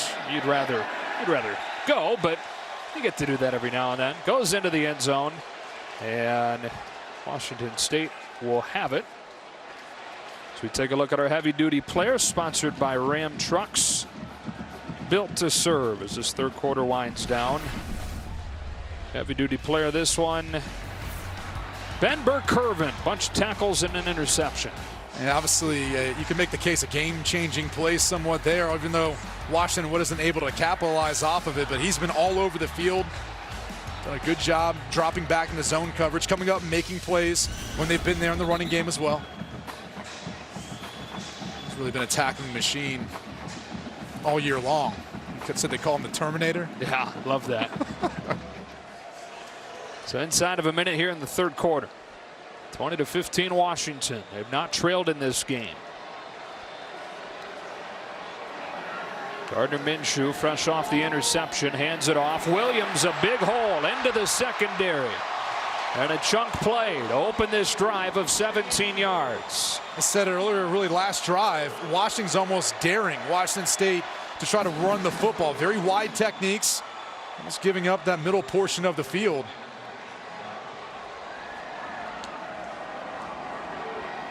Look at the difference, though. This Washington State team having Gardner Minshew, it's the fact that they've played a lot closer games and are giving themselves chances going into the 4th quarter. 5 blockers on 5 men in the box, so they run it again. But Ryan Bowman able to shed the block and throw him down. And Burke-Curvin there as well. Just kind of put a cap on the conversation. You go back to last year, I mean, in their 4 losses, they lost by an average of 27 points. I mean, this year, when they've been going in the fourth quarter, they're either leading or they've got an opportunity to come back because it's within 1 score. And Minshew's got 3 game-winning drives this season. Minshew wanted to snap it, but the quarter will wind out. Washington State in search of a school record 11th win, their first trip to the Pac-12 title game. Washington trying to spoil it. Their sights set on the Rose Bowl and a return trip to the championship game for the 2nd time in 3 years. Back on Fox College Football, sponsored by Ram Trucks. Built to serve, ready for the 4th quarter of the Apple Cup. And for the first time since 2008, it's within a 5-point game going into the 4th quarter. Let's check in with Bruce. Joe, the conditions have gotten a lot worse down here. The wind is howling. I feel like the temperature's dropped a few degrees, and the snow is caked on everybody's cleats. Now, we've seen it be an issue with footing. We've seen the throws not as sharp as this game has gone on. 4th quarter will begin with a 2nd down and 9 for Gardner Minshew and the Cougars. He pumps short and throws short to Tay Martin. And it looked like the winds changed its direction. It was going with Washington State at the beginning of this game based on the direction they're going. Now it looks like it's actually going against them. Obviously a lot harder to try to cut through the wind throwing the football. That's the biggest deterrent as a quarterback. You got to make sure you spin that thing so it cuts through a little easier. And being cold like this, ball sometimes being wet too, coming off the ground, it makes it that much more difficult. As you might expect in conditions like this, turnovers have been part of the story. 3 on both sides. Bernard Bell motions across the formation on 3rd and 4. Minshew finds Martin crossing, pulls the trigger now. It's picked off again. Elijah Molden. Rolling on the field is a catch interception. First down. The 3rd interception today thrown by Gardner Minshew. Did the ball hit the ground? Yeah, I think it's pretty definitive there. The ruling on the field that the Washington player caught the ball is under review. Yeah, that one looks like you're right. It's going to be overturned. You'd like to ask those guys to try to cradle it more, use their hands more, but like they're defensive backs. That's right. You know, they're on that side of the field for a reason. And this is tough to catch the football in any conditions, regardless of what position you play. Boy, and I think even since Bruce said the conditions have gotten worse, they've gotten even worse since then. Yeah. The snow's starting to swirl. And that's really twice now we've seen Gardner Minshew take chances when he really hasn't needed to, or he hasn't done that. That hasn't been his MO all year. You saw him throw away the football in the last drive when he was getting pressure from Onwuzurike. Burkervin picks that off. This one nearly picked off when he started to get movement in the pocket, kind of turned back to throw across his body. I talked about in the beginning of the game how decisive he is. Usually he aligns his body to his throws more. Couldn't there and really force that pass. Now, Washington's defense has had that effect on Washington State quarterbacks throughout the years. All of them prolific. All of them have struggled After in this review, game. it's been determined that the ball went through the receiver's hand, hit the ground, therefore incomplete. It will be 4th down. Okay, so 4th and 4. And now what? Well, you figure they would punt. No, I mean, not in this portion of the field. I mean, look, the problem is as the weather picks up, the wind picks up really, all of a sudden the style of play for Washington State becomes that much more difficult because they're not a team that's going to run the football. And Washington has already shown throughout the course of this game their effectiveness to do that. So that's the tough part for Washington State is at some point they may have to show the ability either to complete some of those passes, have more success in the short passing game like we've kind of seen, or start running the football a bit more. Put Williams and Borghi in the field at the same time. Utilize that 20 personnel sometimes they put out there. Oscar Dragicevic, who's from Texas, trying to get some footing. And Aaron Fuller, another Texas guy, back to return it.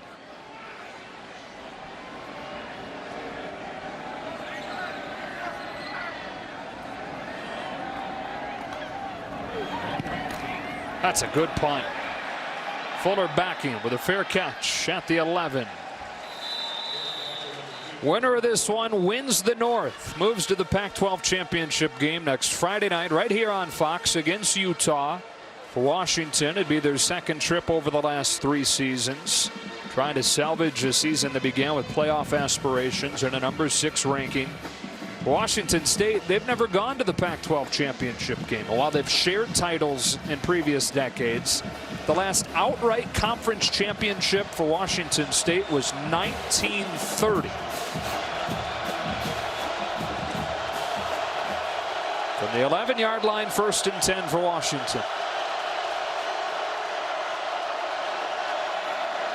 Here comes Gaskin. Bouncing outside, trying to run around strong. Angled out of bounds close to the stick. Solid 1st down gain for Gaskin. They motioned in Fuller, the wide receiver, to help essentially set an edge and give Gaskin the opportunity to bounce to the outside if he could, because they were betting on Marcus Strong not coming up as that force player in that case. That's what allowed them to now put themselves within 2nd and 1. Got 84 yards tonight. He's within 10 yards of becoming the first Pac-12 player ever with 4 1,000-yard seasons. He's got 3 tight ends in the game to help. Stopped at the line of scrimmage, 3rd and short, as Will Rogers brought him down. Now, early on in this game, when the conditions weren't like this, really the field conditions, Washington was having their way with a smaller, quicker front for Washington State. But now, as footing's become an issue, you're now seeing this Washington State defensive front penetrate more and getting in the backfield, be more active.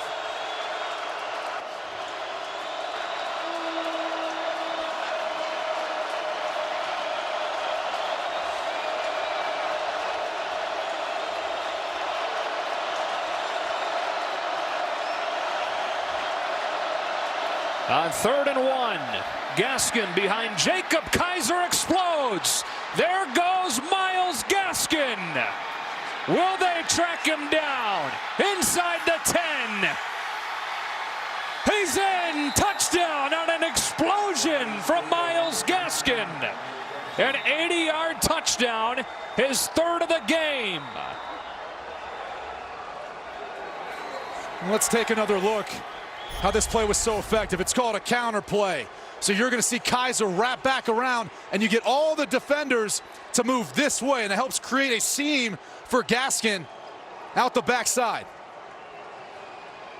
Marcus Strong probably had the best chance of making a play, but he had outside contain, so really now it's a foot race, and he's just doing the best he can to catch up with Gaskin. And what a way to move into the record books. Over 1,000 for the 4th year in a row. Well over 1,000 with that 80-yard run.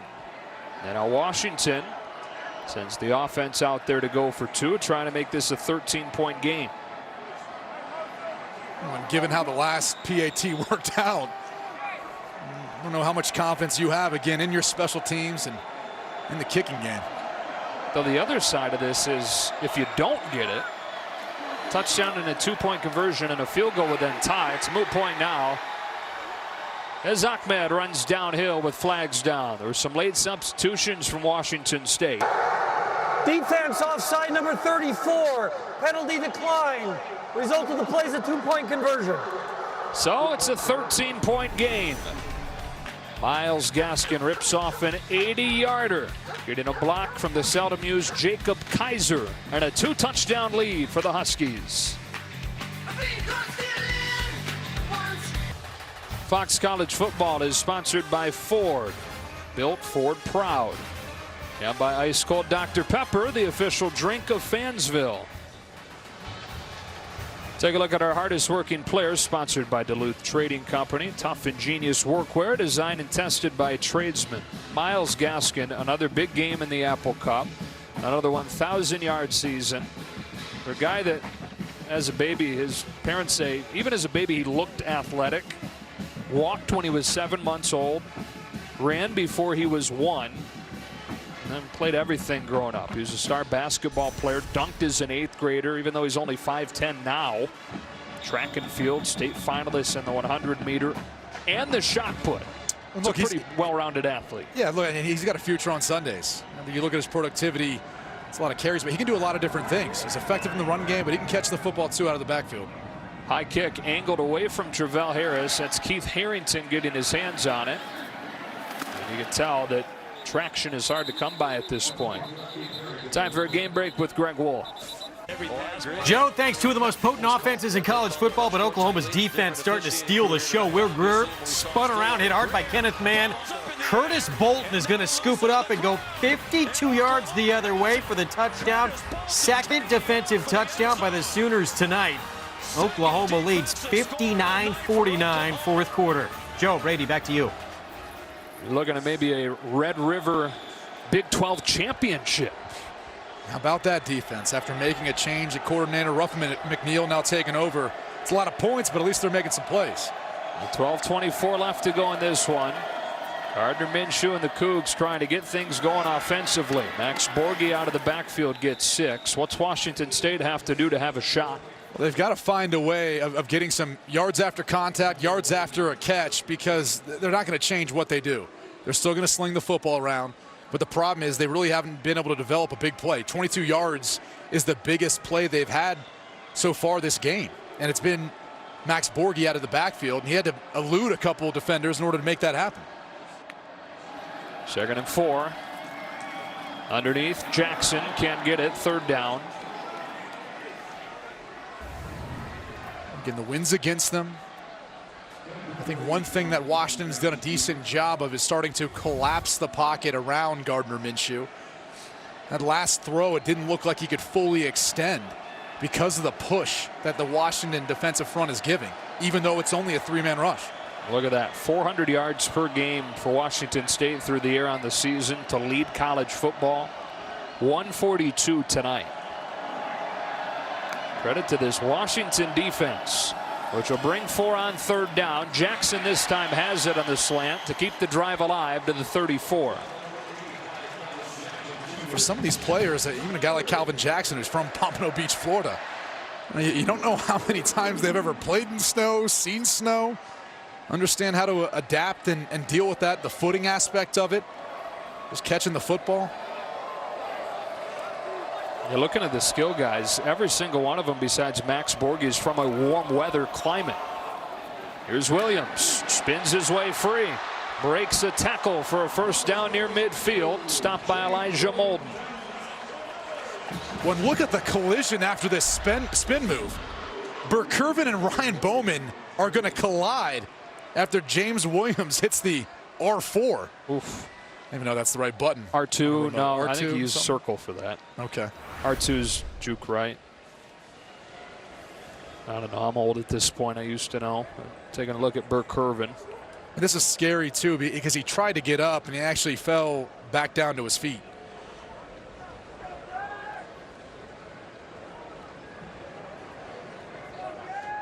Let's take another look. So here's Burkervin. And watch as James Williams kind of spins and returns the opposite way. It's Bowman and Burkervin go head on head.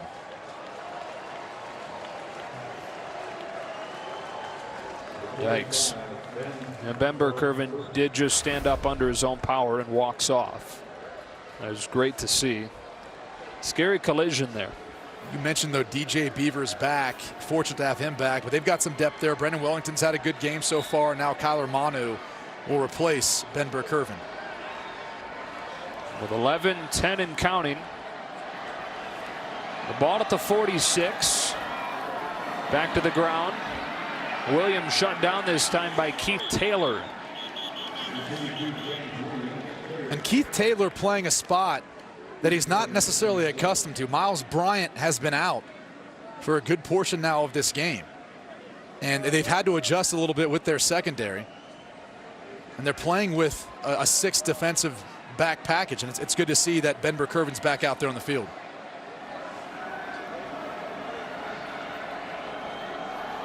Second down and 9. Washington State trying to keep its college football playoff aspirations alive, trying to do it in come from behind fashion. Minshew in trouble and sacked by Tryon. Joe Tryon gets to him and makes it 3rd and long. And Joe Tryon's first sack of his career did a good job of getting fast high up around the edge in order to get to Minshew. This is really what the Washington defensive staff has been waiting on all year long. Seen flashes of it in practice. As the years gone on, he's continued to develop. He's really earned that spot to being on these passing situations. First sack tonight for Washington. Well, they've had Minshew moving off his spot throughout the night. On 3rd and long, he's got time to throw. Has to check it down to Williams, who stumbles. And it'll be 4th and 10. And this is where you got to think about going for it on 4th down. It's right at that time where it's kind of a toss-up, right? It's tough because, one, you worry about kicking it to Washington, and they can just continue to keep running the ball, running the clock out, potentially give up a big play like we saw that last drive, and it looks like that's what Mike Leach is going to elect to do. Now it puts that pressure on the Washington State defense. And you couldn't imagine trying to run a fake in these conditions, especially considering it's 4th and 10. I don't think they're going to get it off. It's going to be a delay. Penalty. Remains 4th down. And again, you're kicking into the wind. So it's not a scenario where you want to take a delay because you'd rather give your punter the opportunity to really have a full swing at it. Well, that one's on Mike Leach. He didn't decide to punt until there were 15 seconds on the play clock. I think he's probably looking at saying, we're going to need those timeouts. I don't want to burn one. I'll sacrifice 5 yards now and in hopes that our defense can get a stop and save one of those timeouts for a drive when we're really going to need it. Clock inside 9 minutes now. Dragicevic has had a good day. Catches it cleanly, which is no small thing in these conditions, and sends another good one to Fuller. With a sure-handed fair catch at the 17. Been a memorable Apple Cup in the snow here in Pullman, with a trip to the Pac-12 championship game up for grabs.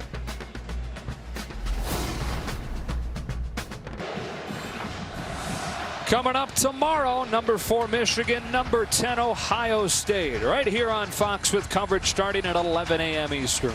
The biggest question, can that Ohio State defense stop the rushing attack of Michigan? Ron Higdon's been phenomenal this season. We've seen the Buckeyes give up a lot of big plays on the ground. Same question probably here for Washington State's defense as well after that last drive and what we've seen tonight. Miles Gaskin got stopped by Peyton Pallure. No gain, 2nd down. 3 turnovers both sides. Boy, could Washington State use a 4th. The 8.5 and counting. I wouldn't be surprised if Washington doesn't come back to that same play that they utilized for the Gaskin touchdown, that counter play. Got this sort of fast defense for Washington State. A little bit of misdirection, especially with as bad as the footing is. You can catch Washington State defense over pursuing. They put Ahmed in, and if he gets that same kind of hole, good night. He got better speed than Gaskin does.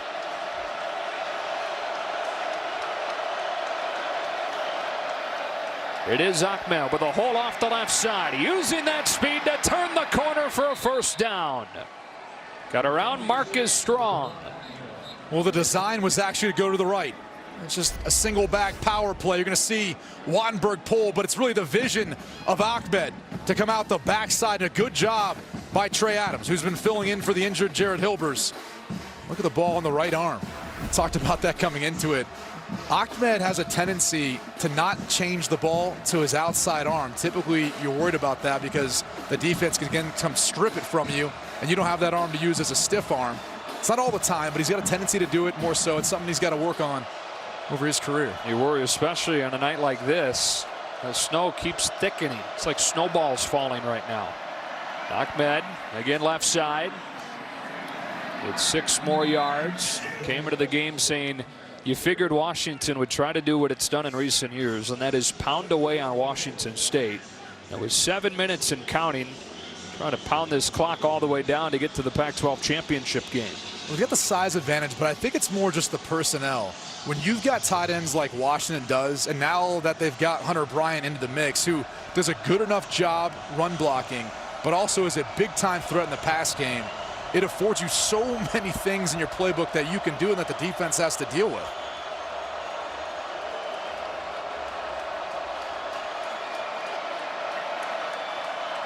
Second and 4. Washington State badly needs a stop.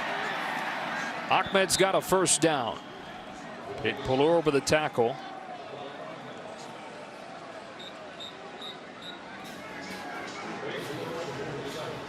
Mike Leach's team tonight wearing those throwback uniforms back to 1992, which looked like this here in Pullman. It was a snowstorm, but the outcome was different than it looks like this one is trending towards. Drew Bledsoe led the Cougs to a win over a top 10 Washington team, a defending champion Washington team.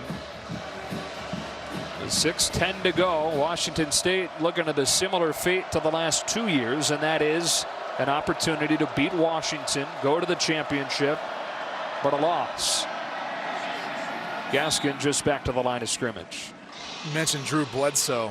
Think about some of the quarterbacks that have played in this matchup, and in particular for Washington State. You got Bledsoe, got our buddy Ryan Leaf, some big-time players. Jason Gessler was a Pac-10 at that point in time, Player of the Year. But all the hype was around Gardner Minshew and trying to give the Cougars hope. And this one being a different outcome than what they've faced in past years. On that play clock all the way down again in front of 2nd down and 9.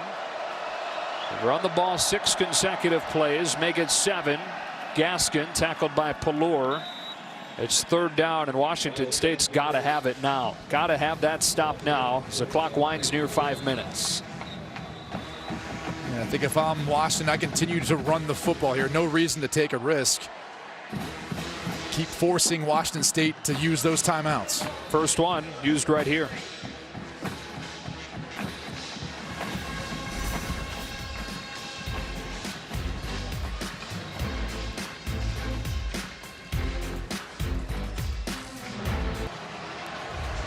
Winner of this one on to the Pac-12 championship game next Friday on Fox against Utah, with coverage beginning at 7 Eastern.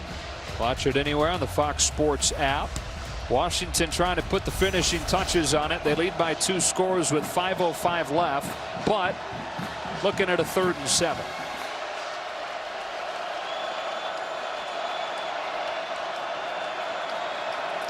Keep it on the ground with a 10th consecutive run. Ahmed trying to get the edge and does with a back-breaking first down. On 3rd and 7, Savon Ahmed runs for 14. And what a job he did by pressing the line of scrimmage. And that forces right here, number 34, Jalen Thompson. He sucks up on the run, and Ahmed then says, I've got more speed than you, and I can get to the edge, to the outside, and a first down. Once again, though, the ball in the right arm, and you can see Marcus Strong knows he's going for it. That's where you want to put it in your left arm, so you've got that right arm as a stiff arm to separate between the defender and the football. 4.5, just 2 timeouts for Washington State. All that stunting up front, all that pre-snap movement. Ahmed able to dance his way free. And he's carrying a heavy load on this drive. He'll come out here. Myles Gaskin goes back in.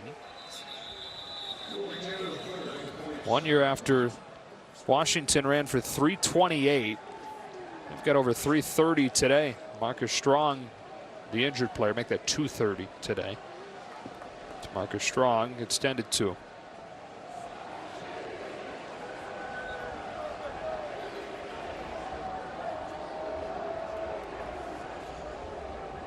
And Marcus Strong, who had just a ridiculous interception last week, about as good as it gets. He turned back after covering the wide receiver, find the football, one-handed up to snatch it. Also recovered a forced fumble by Jihad Woods.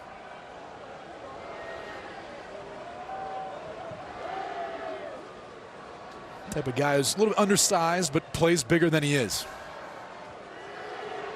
You can put that down for just about every player on Washington State's defense, can't you? That is probably true. Let's take a look at the end of the play. See Marcus Strong coming from the right, smashes into Willie Taylor. Looks like Drew Sample, the tight end for Washington, gave him a shove. It's a couple times now we've seen players from the same team and dealing with some friendly fire. That last play, Hunter Bryant was blocking Skylar Thomas. They went all the way back to midfield. They're almost 20 yards behind the play. It's hard to see him in the snow, though. I'll just take your word for it. Well, Hunter Bryant, only a few catches tonight, but they've gone for big yards. And if they are going to move ahead to the Pac-12 championship and they hope from there the Rose Bowl, he makes them a different offense. He's your worst nightmare if you're a defensive coordinator because of his versatility and really how Bush Hamden uses him. I mean, they'll put him in the backfield. They put him in line on the backside of plays. They'll split him out because he's got the ability to run routes like a wide receiver. And so pick your poison. How do you want to try to cover him? And you got to kind of look for where to find him. 3 catches tonight, but for 108 yards. Gaskin hit in the backfield, gets back to the line of scrimmage. He's stopped by Willie Taylor. And another chance at a 3rd down stop here for the Cougs, but just 3:20 left. Yeah, and if I'm Washington here, I'm not even trying to attempt at a field goal. I'm going to continue to keep trying to run the football, eat time off the clock, force Washington State to use the remaining 2 timeouts. But there's no reason to even risk it, putting your special teams on the field. This will be the 10th play of this drive for the Huskies.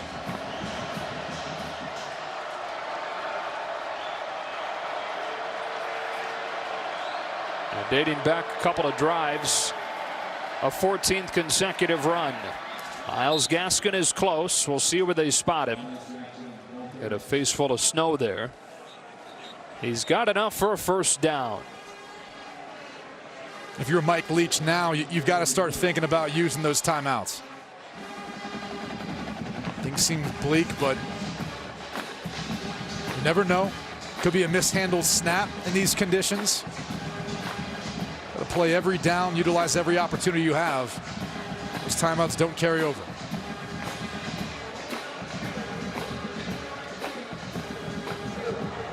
Look at the spot, sounds like.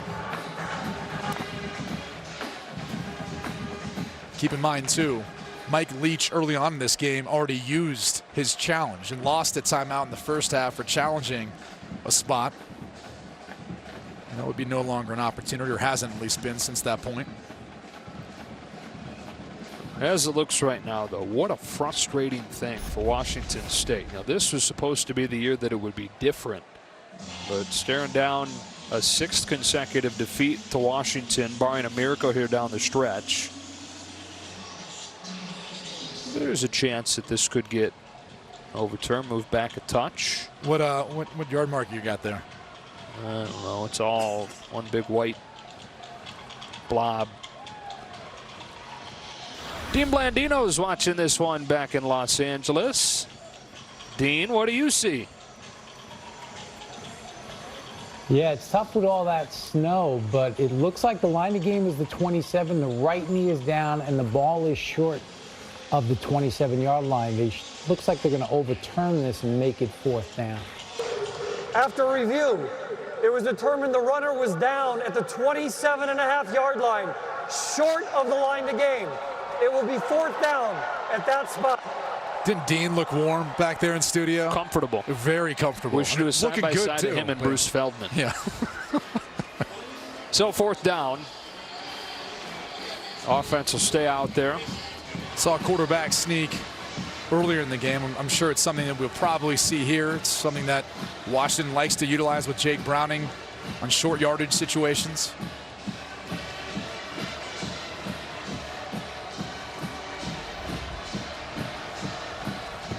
Toughest thing is Washington State runs in these scenarios a bear front. What that means is they cover up the center and both guards. So it forces you as a quarterback to figure out which gap you want to hit. Sometimes you actually got to hit it a little bit wider if it is a quarterback sneak. Boy, they moved this thing back quite a bit, though. Yeah. It's 4th down and a good yard. Too far to actually do it now, looking at it.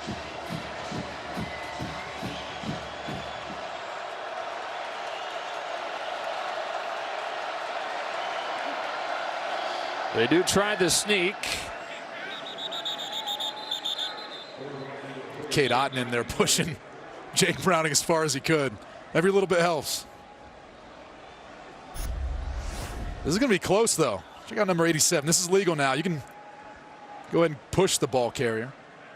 Can't pull him. See how he's kind of tilting to the right side as Drew Sample's helping out as well. I mean, you're right, it is going to be close, but I think this one may be reviewed as well. Yeah. Jake wants a better look. We'll go right down the line. What about that offensive line, though, for Washington?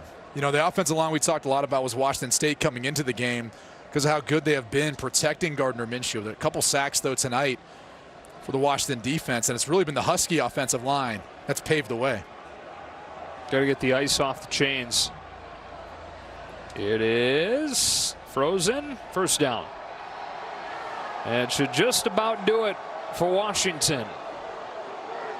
And Jake Browning, who's on the cusp of going to 4-0 in Apple Cups in his career. And what a weird ride it's been for him the last few weeks. Getting benched in that game at Cal in the third quarter.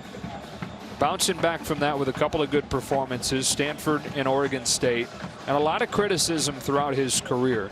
But the bottom line, you know, Brady, quarterbacks are judged on wins and losses. Yeah. No quarterback in Pac-12 history has won more games than Jake Browning. Yeah, and I think, too, you got to look at who he had his sophomore year. Everyone wanted to hold him to that standard where he threw for, 43 touchdown passes. You know, John Ross and Dante Pettis are playing on Sundays now. It's hard to replace those guys. Ahmed, right side. Inside the 10, first and goal. But, you know, it's hard to replace those guys. It's hard to replicate what they had going on at that point in time. And Jonathan Smith, their offensive coordinator, he's gone. He's the head coach at Oregon State. Bush Hamden's taken over. So there's been a lot of transition, too, for Jake Browning. And I think he's handled it flawlessly. Seems like no matter what happens, kind of takes it with a grain of salt. Focuses on his job, his task of being a leader. And you talk about the perfect marriage at the perfect time. Jake Browning and Chris Peterson coming to Seattle at the same time. It's kind of like he's like mini Chris Peterson in the way that he carries himself. There's Ahmed inside the 5. It reminds me of Kellen Moore, who's now a quarterback coach of the Dallas Cowboys, but was formerly Chris Peterson's quarterback at Boise State, and one that was extremely successful there. Very similar in their demeanor, the type of player they are. And it's almost like he found his other Kellen Moore. Said at the senior day team meeting before senior day last weekend, he's going around the room honoring each of the seniors. Chris Peterson was, and then when he locked eyes with Jake Browning and it was time to honor him, he had to end the speech. He couldn't keep it together at that point. He's meant so much to him.